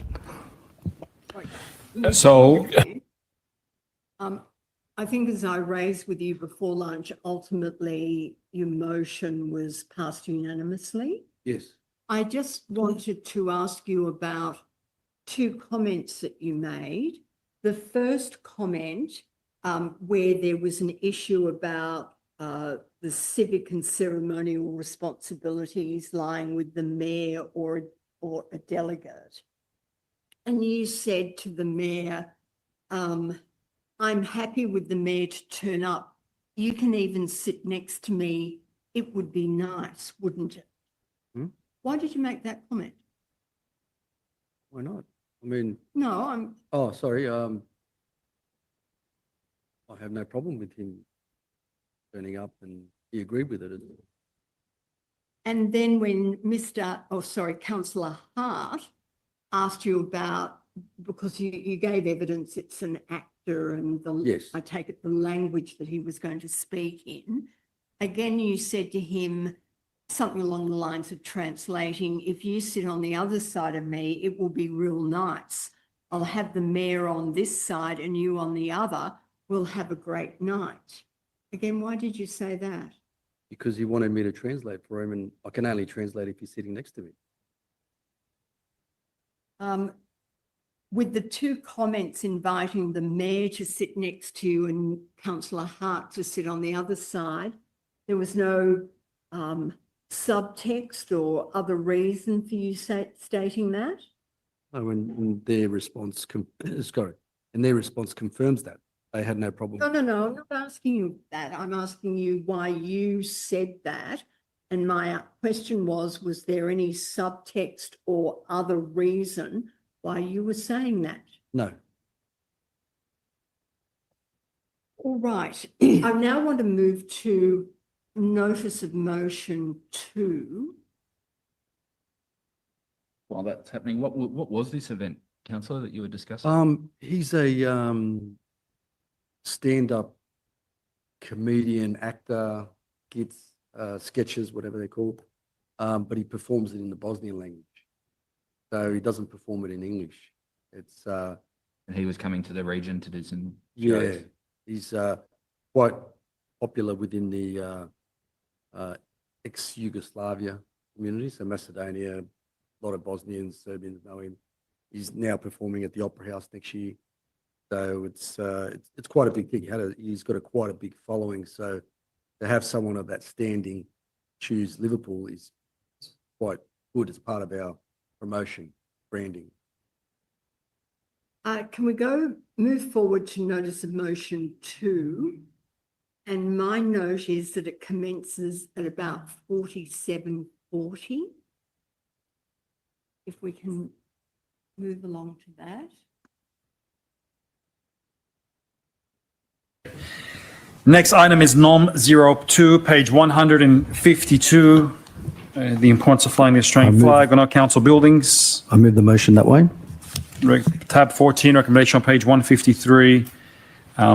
Moved Councillor Ristevski. Do you have a seconder? Seconded Deputy Mayor. Is there any discussion? Councillor Ristevski.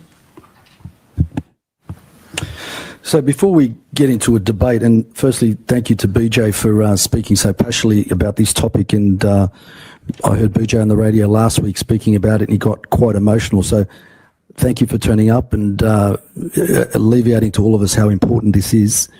This motion is basically calling for a report at the moment. So it's in its current state, there are no financial implications as per the CEO's comments. The motion is asking to determine what will be the cost and if there are any cost offsets available through the federal government grants. Now, I think when it comes to the Australian flag, we should give it all the respect that it deserves and allow this motion to proceed to the next stage. Councillor Carnegie. Yes, if it's... Look, first, I'd like to thank BJ for his commentary earlier.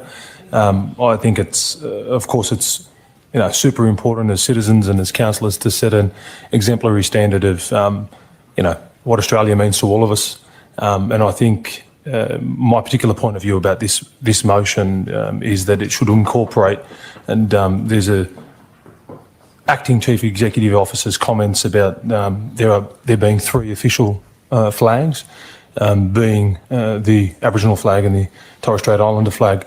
Now, I think at a preliminary stage being it being a costing exercise, I think it would be great for council to be able to afford and fund the flying of those 3 flags, the official flags, for example, here at the new council building.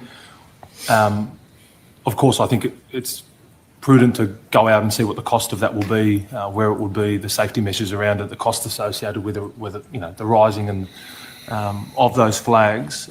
So from a cost standpoint, if the mover and seconder are content with something of that substance being incorporated, that it be the 3 official flags. And I'm content with 2 about the funding of the initiative, and 3 being that the acting CEO come back with a report about the funding source, and come back to the next council meeting on top of the new library, Scott Street, or any other civic building that council may own, that council staff think it's an appropriate consideration for us to consider. For example, it may be X amount of dollars, which would be super expensive for council building, but it may be, I don't know, 2 other sites that council may own. It might be considerably cheaper, and as a result, we may want to consider putting it there as well. I just think from a costing standpoint, it would be good to go out and get the costings of 3 official flags. That's my view, if the mover and seconder are content with that. Just before I move to Councillor Hart and then Councillor AJ, on Australia Day, we were presented a flag by Ms. Diley, the member for Fowler, a flag that has been flown inside Parliament House in Canberra, and which is very special. She presented to everyone at the citizenship ceremony, full house, and we're currently looking for a location to put the flag in the out around this building somewhere, being such a significant gift. So that is happening as we look along. But yes, I just thought I'd point that out. Councillor Hart? I just wanted to bring up an issue with what I think is the order of this motion. Point 1 says resolves to fly the Australian flag on all council buildings. We're not at that stage yet. I think point 3 realistically should move up, and then that should be potentially a resolution of council once that report comes back to us. I also want to know, when we say all council buildings, does that include toilet blocks? Like, where does it stop? I think we need council staff to come back to us and report on what buildings they deem appropriate. And obviously that'll be the vast majority of buildings in the LGA. And I think there needs to be consideration to the costing of doing this, obviously, and that will be in the report. But there are also considerations when it comes to respecting the flag itself. Including, from what I can think of the top of my head, for example, it has to be, the flag has to be taken down at the end of the day, or it has to be illuminated properly, and that would come at a significant cost.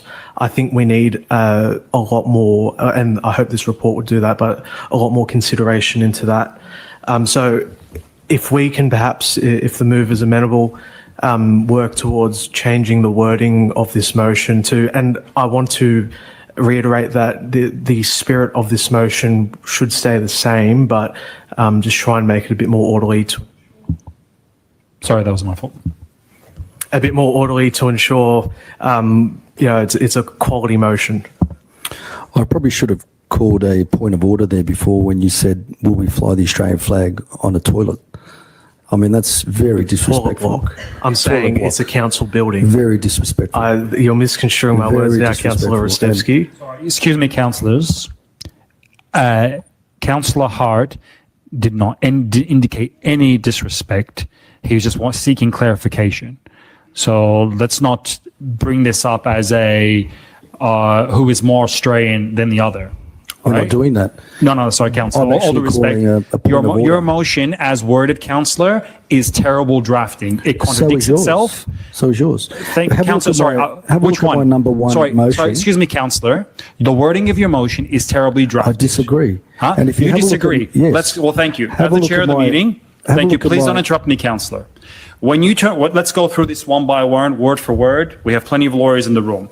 Acknowledge the significance of the Australian flag as a symbol of national pride and unity. What is wrong with that? Excuse me. What is wrong with that? Nothing's wrong with that. Full stop. And resolves to fly the Australian flag on all buildings, right? Now, you said it yourself, in order to fly the flags on the buildings, you want a report first to work out what that's going to cost, correct? Correct. All right, great. Well, So that remove- becomes, Okay, fine. Remove the last part So thank and you. resolves. That's fine. I'm happy no, to. it doesn't but I'm it doesn't have to be, it doesn't have to be moved. So we're going through the wording here and not- acknowledging The it, wording of right? number one is correct. Yes, now it is correct, Perfect. You right? wanted to remove Because it was two completely. statements in one point, You right? wanted to remove it completely. Actually, not you, Councillor. No, he didn't, Yes, Councillor. you did. No, he didn't. You He did. said it numerous times. how But he much- also, I was, Disappointing. look, that's not what I'm arguing about, but the disrespect shown flying it on the toilet block is unacceptable. We've had people fight under that flag. Nope. You'd never say something like that. It's common sense. Common sense. So the point number 2, right? Huh? Yes, Councillor Hart. Right No, let's reply. keep going. Go through the motion. You said it's No, probably- you're having a go at a councillor. He wants a right of reply. I'm happy to allow him to speak. Councillor Hart? I had no intent to disrespect the Australian flag, first and foremost, and you know exactly what I said, Councillor Ristevski, and that was a question on the tightness of this motion. This motion, as it stood, was one that would, you know, there are cracks there.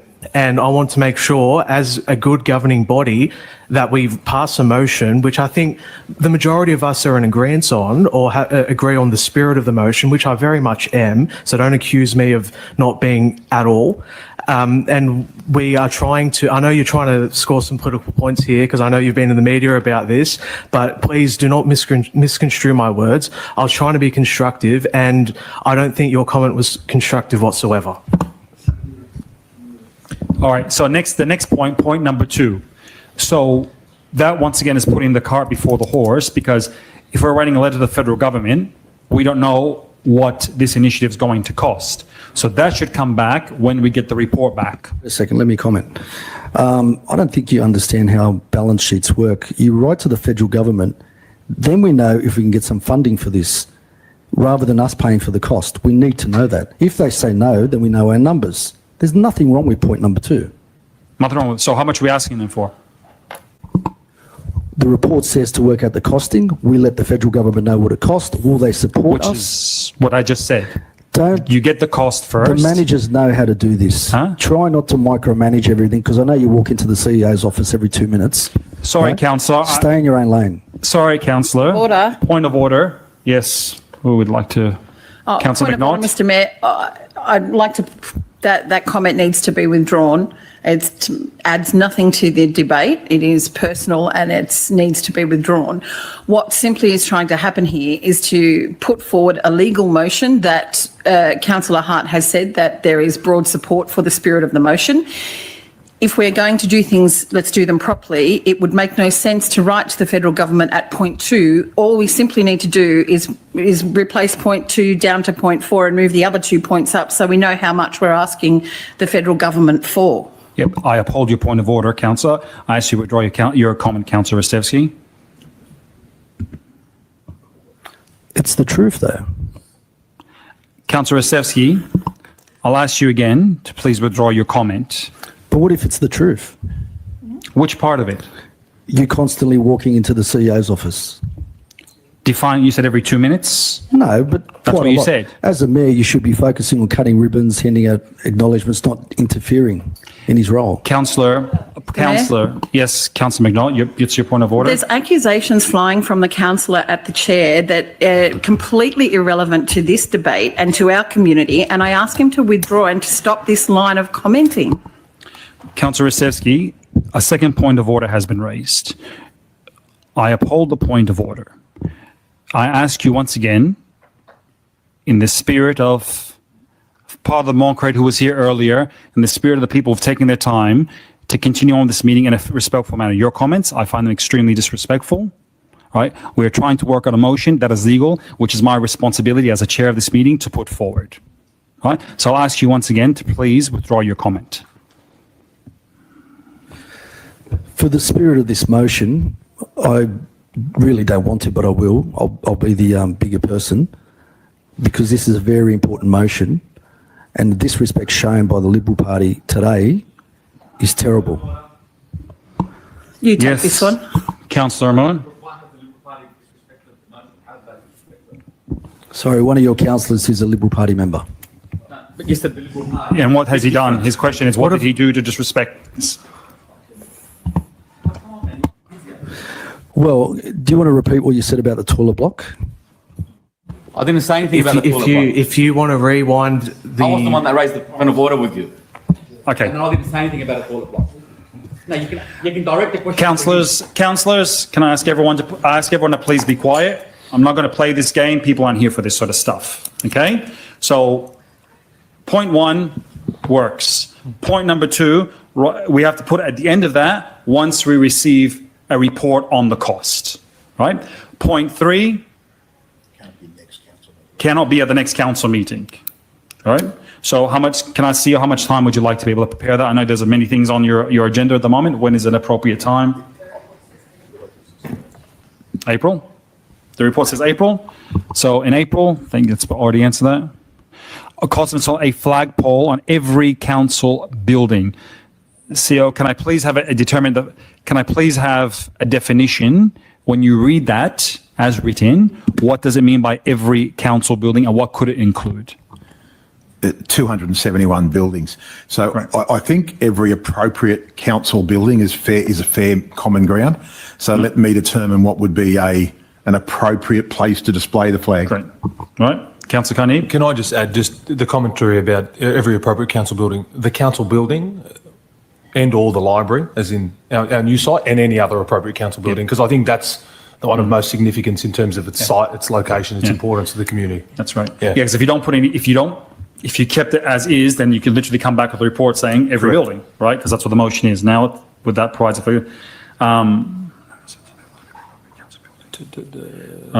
Yes, and I just think in terms of point 4, the 3 official flags. Okay. So point, just one building. Just after the word building in point 3, the determine a funding source. Can we just put that as a separate point? Please? Just cut that off, make that a point at the end.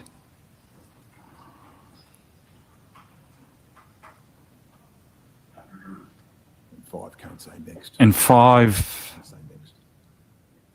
So now we're specifying one particular building in point 5. Yeah. So put there, I guess, in April as well. Sorry, move then from the next council meeting. Yeah, sorry. Sorry, through the chair. I just need an interpretation, perhaps, Very what is a very large flag and what is a significant flagpole. If you leave that interpretation to me that suits the environment, is it okay?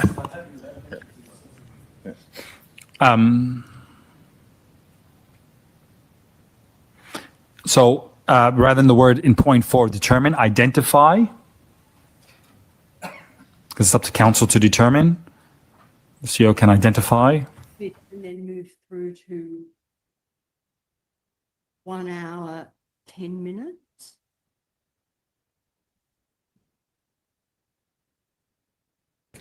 Council would need to consider whether it would be appropriate on each occasion to install all 3.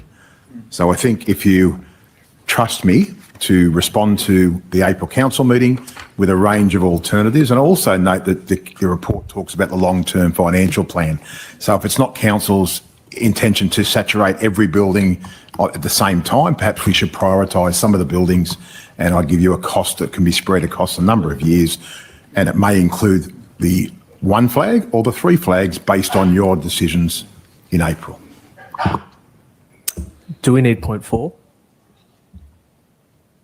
Because you got it at the top. It's basically point 2. Yeah. Not particularly. You could Just maybe direct the acting CEO to write. I think just for the sake of it, let's leave it. It does a job and let's move on. I think that's a well-drafted motion. Thank you. Wonderful. It's very useful. Very useful. All right. So the mover, are you happy with that? Personally, no. I believe in the national flag, but to let this go to the keeper to the next meeting, let's move on. Okay, so you accept this. You accept these amendments as part of your motion. Great. Is the seconder happy with that? Great. Would you like to write a reply, Councillor Ristevski? No. All right, I'll put the motion. All those in favour, please raise your hands. Against, I declare it unanimous. Right, Where'd my paper go? We're recording now.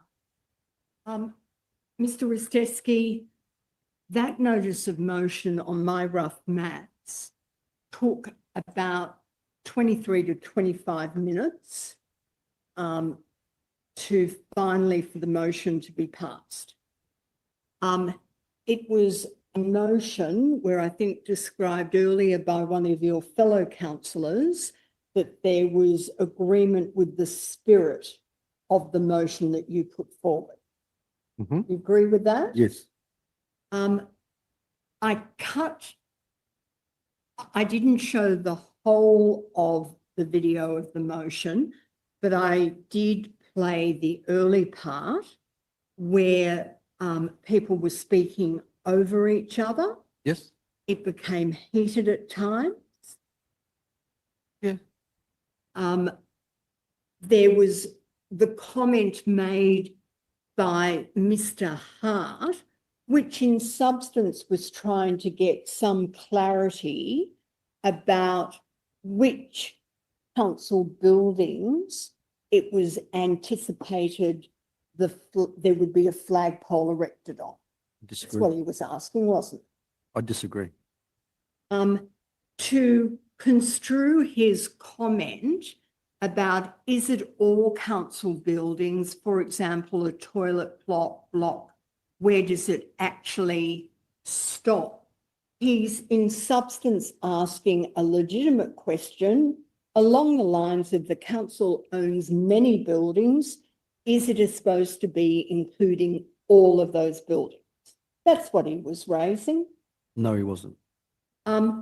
Your point that he was disrespecting the flag by suggesting that it be the flag would be flown in a toilet or something like that was a nonsense point, Mr. Ristevski. I disagree. Can I suggest to you that if a ratepayer of Liverpool City Council watched that motion and the way the debate was conducted, they would have found it a very unedifying example of how council conducts itself. Unedifying. What do you mean by that? That the waste of time involved in the debate of the motion, the fact that people were speaking over each other, at times making rather, if I call them juvenile points. For example, your motion is terribly drafted, so is yours. Kind of tit for tat. It's quite a childish, juvenile approach to debate. It's those type of characteristics that underline that it was an unedifying example of council's operation. This happens with I'm every council. sorry? This happens at every council meeting, not just this motion. There's motions that have gone for an hour. And like I said in my testimony, the chair does not know how to chair meetings. The Fairfield meetings go for 90 minutes because he knows how to chair a meeting. This mayor does not know how to chair. The Liberal councillors always get advantage over the non-Liberal councillors. I'm concentrating on this particular motion. That's fine. Do you agree that that people were speaking over each other? Yes. That's not an appropriate way to conduct a debate. I disagree. When you speak over each other, the audience, the people in the public gallery, those watching it being live streamed, often cannot hear who is speaking and what is being said. Do you agree with that? The reason I disagree. No. Oh, you don't agree with that. I want to give you the reason why I No. disagree. Take it I step don't by agree. step. You do not agree with I that. don't agree. You don't agree that it makes it more difficult for people in the public gallery or watching it on the live streaming to hear what is being said. I agree with that.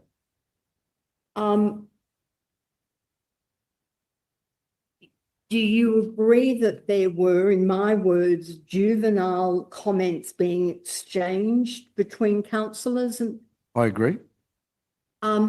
Ultimately, it led to a waste of time. This is normal in Liverpool. I'm not asking I you know, but you're that. picking at one snippet and Yes. you need to give you the context. It's not about yes and no. You need to understand that this is how all our meetings are conducted. It's not just my motion.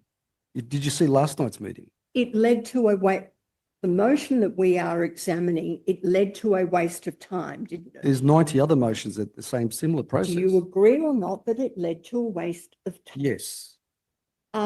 Now, within the matters being raised, there were some legitimate matters raised about the motion that you put forward. Yes.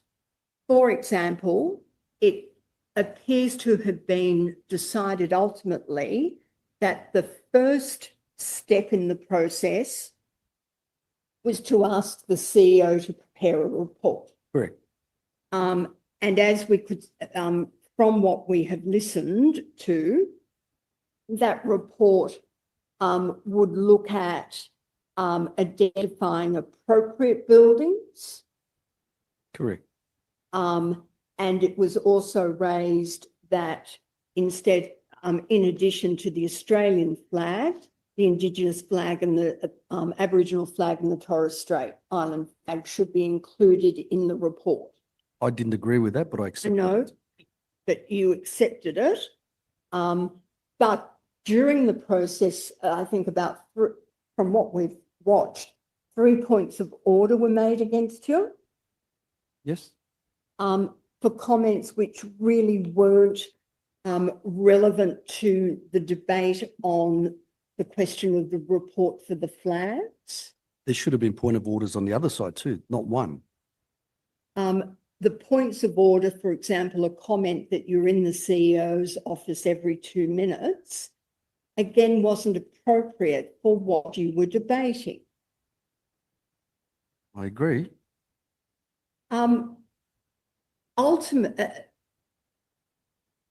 In dealing with this motion, the first matter that I'd suggest to you is it would have been helpful to you or appropriate for some feedback before the meeting along the lines of the report should come first. I agree. I've said that in previous testimony.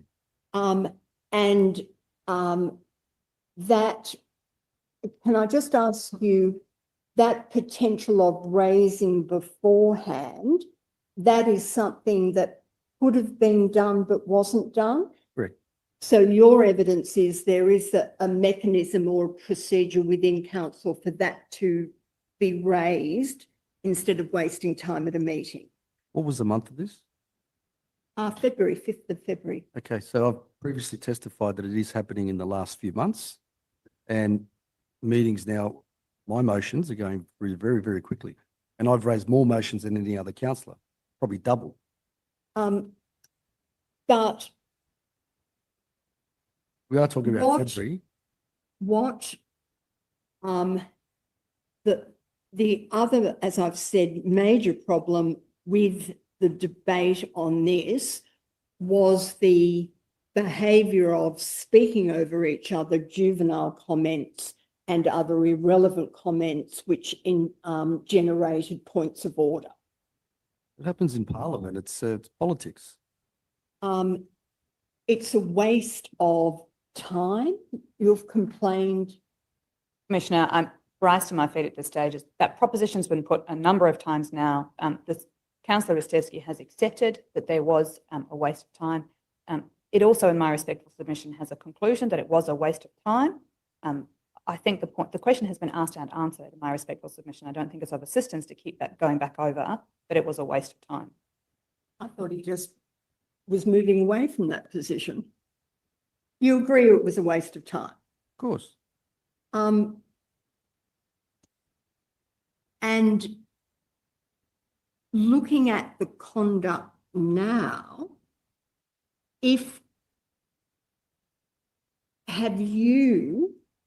I'll start with you personally, have you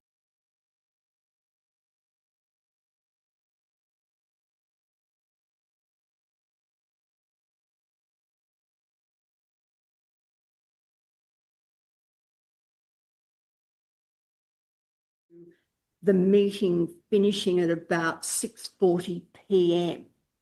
That would suggest that it was maybe a late afternoon, evening meeting. Would have started at 6, I'd say. Okay. That would suggest that your meeting with Mr. Breton on the 20th probably was in the morning. Yes. You agree with that? Now, you can see there, meeting with you, if we jump to the next line, he raises with you picking on staff members and nominates a staff member. Your response was, as recorded by Mr. Breton, is that you have no appetite for stopping this behaviour as you believe you must represent your constituents in this manner. Now, that would appear to be referring to social media, some social media posts you have made. Yes. Do you remember Mr. Breton raising with you at this meeting his concern about some of your social media posts? Yes. Did he raise with you either stopping or changing or amending your posts? No. Did you utter or say anything along the lines of you don't have an appetite for stopping this behaviour as you believe that you must represent your constituents in this manner? Don't talk to them. That is Mr. Breton's note Yeah. of what you I said. wouldn't have said. I concede that it's what he's writing, but you can tell from what he's written the sentiment or the substance that he's recording. Sorry, I object to the reference to sentiment. I certainly agree that reflects the substance of what he's recording. I object to the use of sentiment. Should we phrase the question? The substance of what Mhm. he recorded that you said. Now, on that basis, there's been the substance of what you said. Can you recall saying something along those lines at this meeting? I would have said to him, as a councillor, my only mechanism is social media. It's to communicate and inform them of what is happening in the community.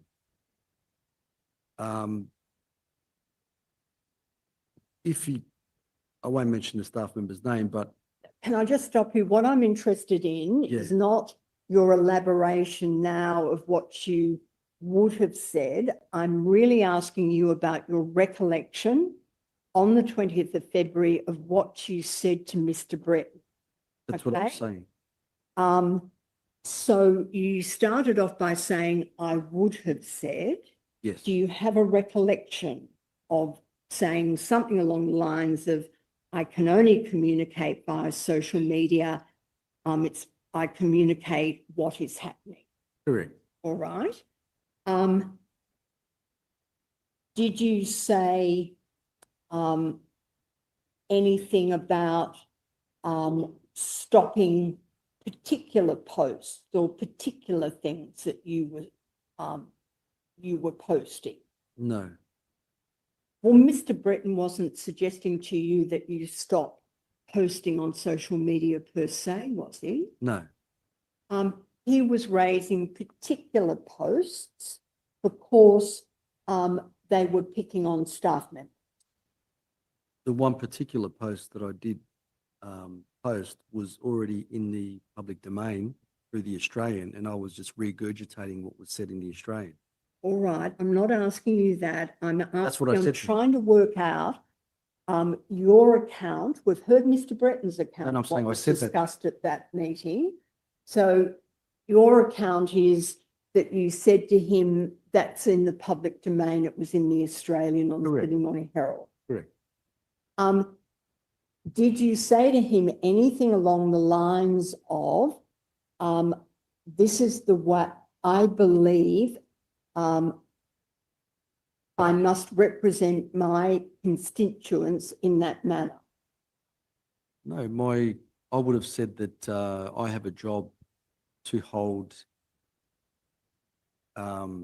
everyone to account. In my opinion, council hasn't been very transparent in the past term.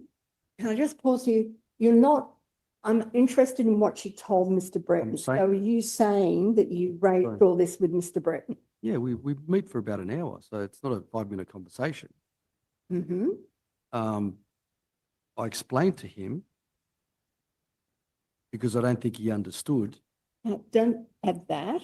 Well, Just, I'm asking you about what your memory of what you said to Mr. Breton. Okay. So we've got, I use social media to continue what is happening.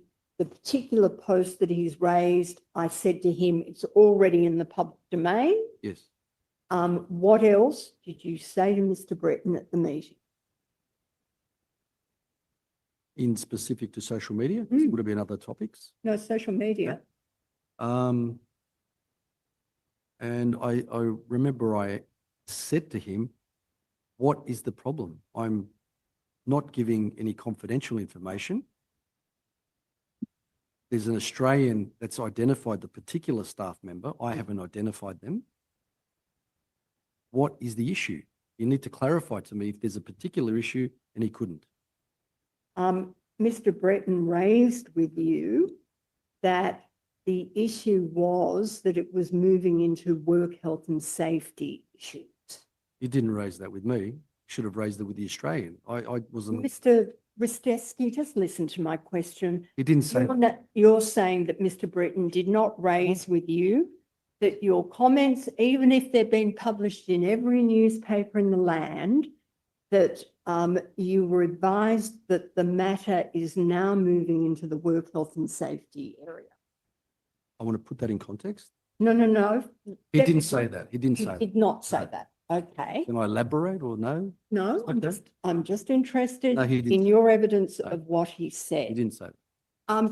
Even though he had a couple of days before issued an email to all councillors where he reminded councillors about their obligations re social media posts under the media policy and the code of conduct, and also raised in that email work health and safety issues. I took you to that email probably about 20 minutes ago. Yes. So even in that context, you're saying that he did not raise work health and safety issues at this meeting. No. Okay, let's go to the meeting in the afternoon of the recruitment. Before you do I need to, Sorry, we can withdraw that. yeah, Oh. Can I just flag, I'm going to ask questions about Mr. Ristevski's recollection of what occurred during that meeting, which I think the matter that you're referring to, Commissioner, it does come under that. Yes. okay. Did we ever restart the live stream after I killed it? All right, pursuant to section 12B of the Royal Commissions Act, I direct the next passage of the hearing take place in private, that the transcript of this passage of the hearing not be published otherwise than in accordance with the usual order, and that those who are presently in the hearing room can remain.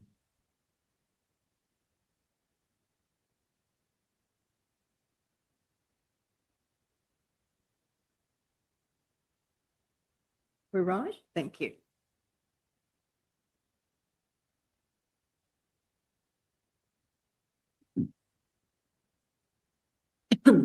Mr. Ristevski, I want to ask you some questions about the council meeting on the 26th of February.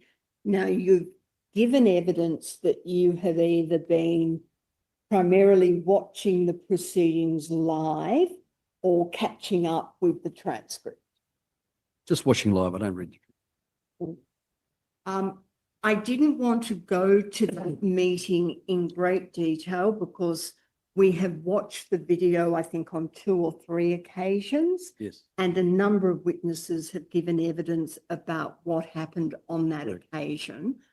What I was going to propose to do was, in summary, take you to some key points or key things that happened, Sure. and then ask you about what you thought was going on, Yes. etc. Yes. Now, If at any stage during that process, councillor, you'd like to see the tape or need the minutes or the papers, feel free to sing out. That can be arranged. Thank you. all right. Now, at this meeting, there was a relevant report which was entitled Mayoral Attendance at the 5th Annual Metropolis Conference in Hong Kong. Yes. And again, I can bring it up if you want to, but it was basically along the lines of the mayor's going to attend. Yep. And there was information that the conference organisers were going to pay for it, for Yes. his airfare and attendance. I think the second part of it was looking at some kind of either a member of staff or some other person who would attend with the mayor. But that would have to be paid by council. Correct. When that came for debate, you raised the suggestion, or you actually foreshadowed an amendment that you also wanted to attend the conference. Yes. But you would pay for yourself. Yes. And during that discussion, you made the comment that the motion should be amended. You'd like to attend the conference. The motion be amended so that you and the mayor could travel together, but you will pay your own way. Yes. You recall that? Yes. If you wanted to attend the conference and you were going to pay your own way, did you need a motion by the council approving that? Well, I mean, we're talking about the motion. We might as well get it, as the mayor says, make it a complete motion. Can't chop and change. We are talking about the particular topic. If a member of council is travelling, Want to attend? wants to attend, Mhm. and obviously there's going to be networking sessions. You're there representing the council. I've got no problem. There's no issue with Yeah. if you wanted Should be to part of the attend, motion. you pay, but why? Because if you're there at a networking function, you're handing out Liverpool council cards, Mhm. it should be part of the motion. We're already talking about it. But you don't require a motion to attend the conference. As long as you pay your own way and you pay the attendance fee or the conference fee, you can attend, can't you? Then why was the motion brought up if the mayor was paying his own way? You answer my question. If you wanted to attend the conference, Yep. you were paying your own way. Yep. You did not need approval or a resolution to do that, did you? I disagree. And that was pointed out by your fellow councillors during the meeting, wasn't it? That there was no need, if you wanted to attend, for the motion to include that. It was included in the motion and it was passed.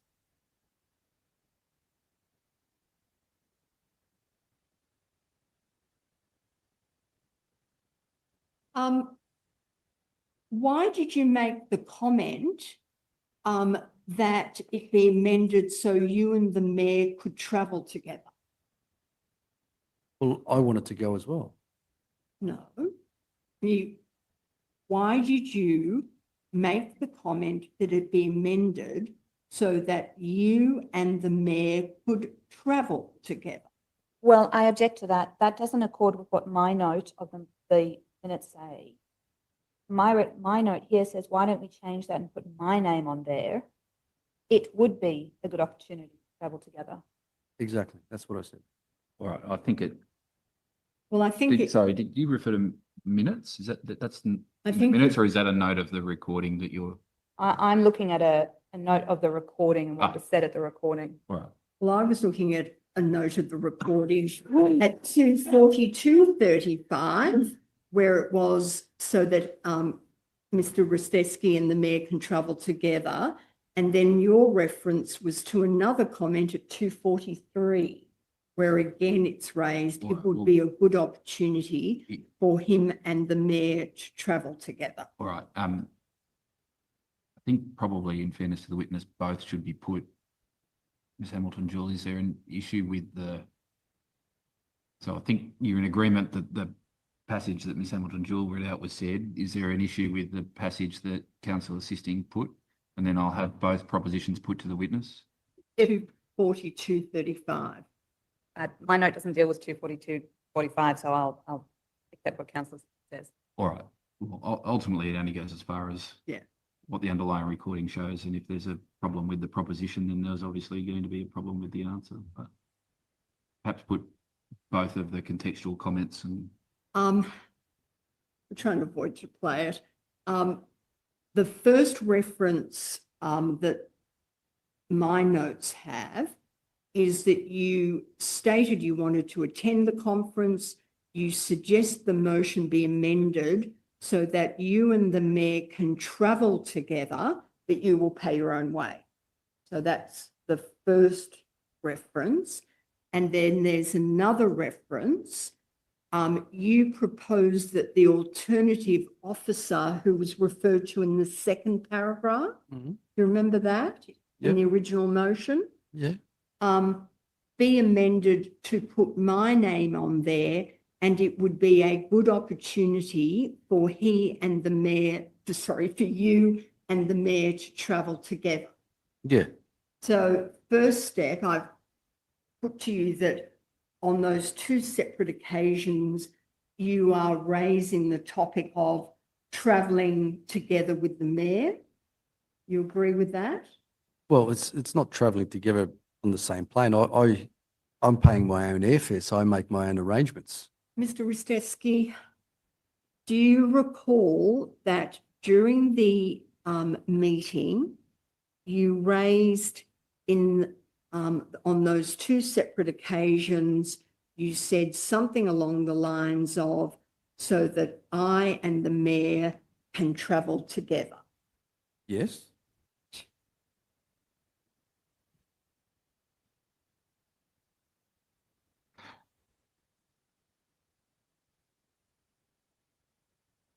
perhaps in the 2-week recess, a transcript of this meeting and any other meeting where I might be asked to look at comments that passed between councillors, for example, the one you played earlier, could be prepared by those who are doing the transcript for us, and then we can that can be tendered.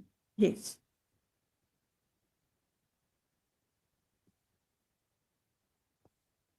Do you remember after the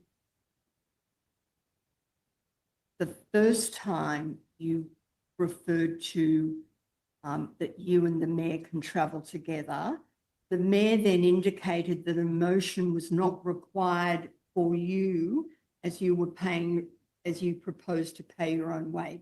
Yes.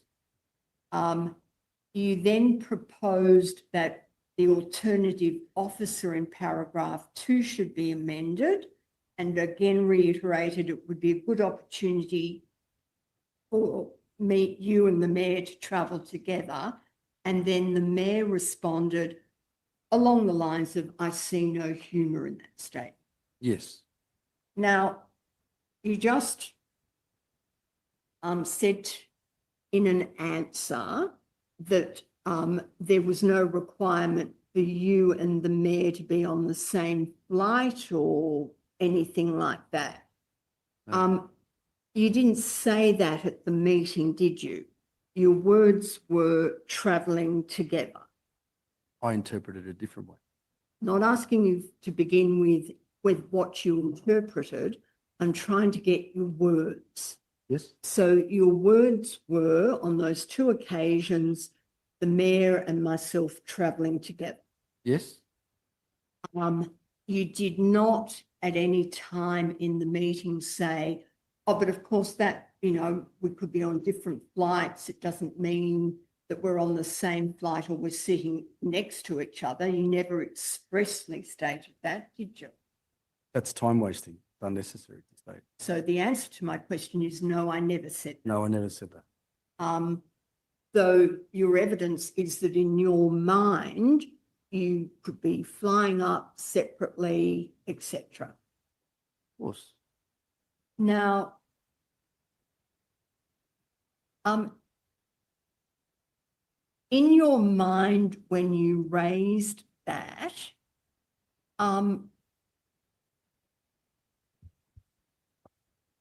did you consider, after the events of the 20th of February, when you stood on the mayor's toe, I know you've described the circumstances, but you did stand on his toe, Yes.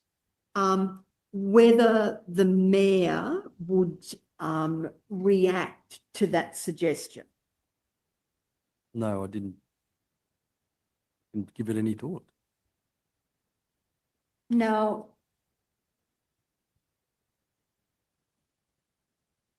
there's then some discussion about whether it's an amendment or a foreshadowed motion from you.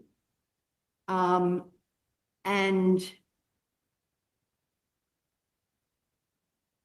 the motion as it stood was put to the council and was lost. And then the mayor raised, as we now deal with the foreshadowed motion, he raised going into a closed session. Do you recall that? Yes.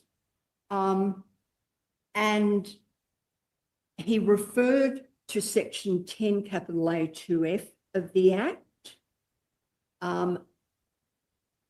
You asked what that section means. Do you recall that? Yes. The mayor reads the section.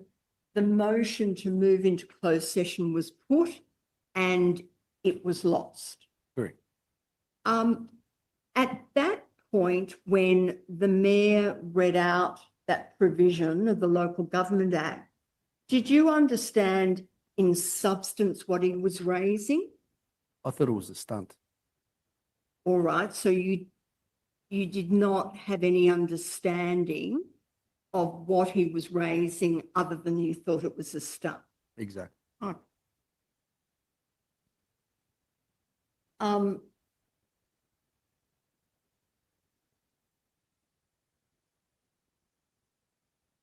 And the mayor then removes himself from the meeting. Yes. And Deputy Mayor Hull then becomes the chair. Yes. And then there's further discussion about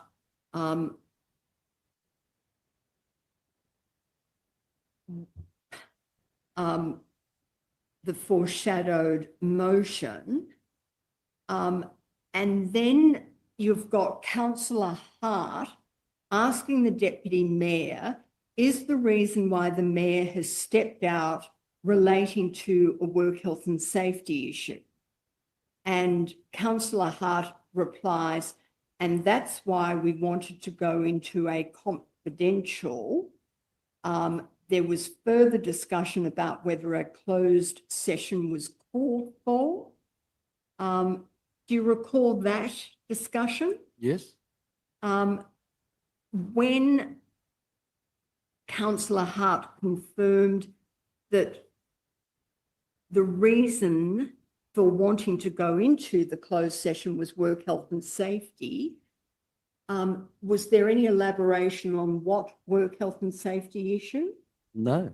Did you raise or ask any questions as to what work health and safety issue was? I think I may have said, what are you guys on about?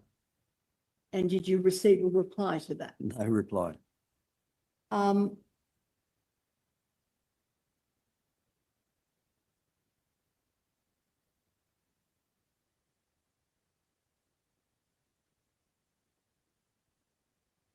Now,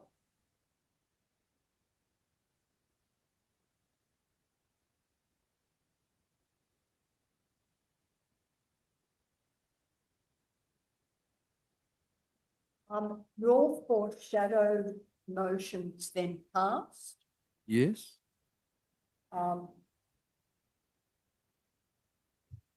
And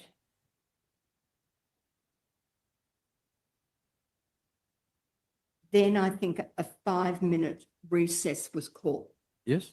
Now, can I just bring up INQ.007.001.0004?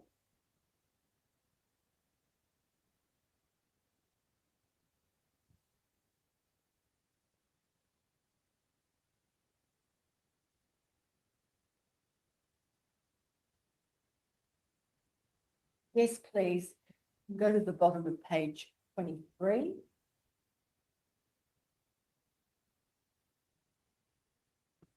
That ultimately was the motion that was passed, Yes. which is council notes the invitation from the event organisers, confirms the attendance of the mayor to present at the summit. Yep. The CEO or alternative officer to consider attending with the mayor. Yep. And do you recall that the debate, and I think in particular it was Councillor Monaghan raised, that the alternative officer should really be somebody from operations because they've got the knowledge, they can really answer the questions that are going to be asked. Yes. And then finally, any councillors that wish to attend, they self-fund. Beautifully written motion. Yes. All right, that was the motion that's passed. Yes. Now, after that, again, I'm just jumping through. You had the recession, the break. You come back and there was a rescission motion. Yes. That was defeated. Yes. And then do you recall that a number of the councillors, including councillors McNaught, AJ, Amoon and Hart, then left the meeting? Correct. At the time that they left the meeting, did you know why they were leaving the meeting? Another stunt by the Liberal. All right. That's what I thought. At any time, for example, when you had the 5 or 10 minute break before the rescission motion was raised, did anybody raise with you work health and safety issues underlying why the mayor originally left, why the other councillors did eventually leave? Never, and not to this day, we have no idea what's going on.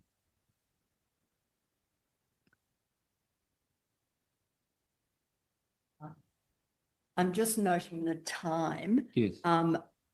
It was raised with me that one of our council at the bar table does have to leave at 4. There. Oh, yes. It's bang on 4. Yes, of course. 10 a.m. tomorrow. Yes. Right. I'll adjourn until 10 a.m. tomorrow. We'll see you here in the morning, Councillor. Yeah. Thank you very much for your attendance today. You're free to you. go.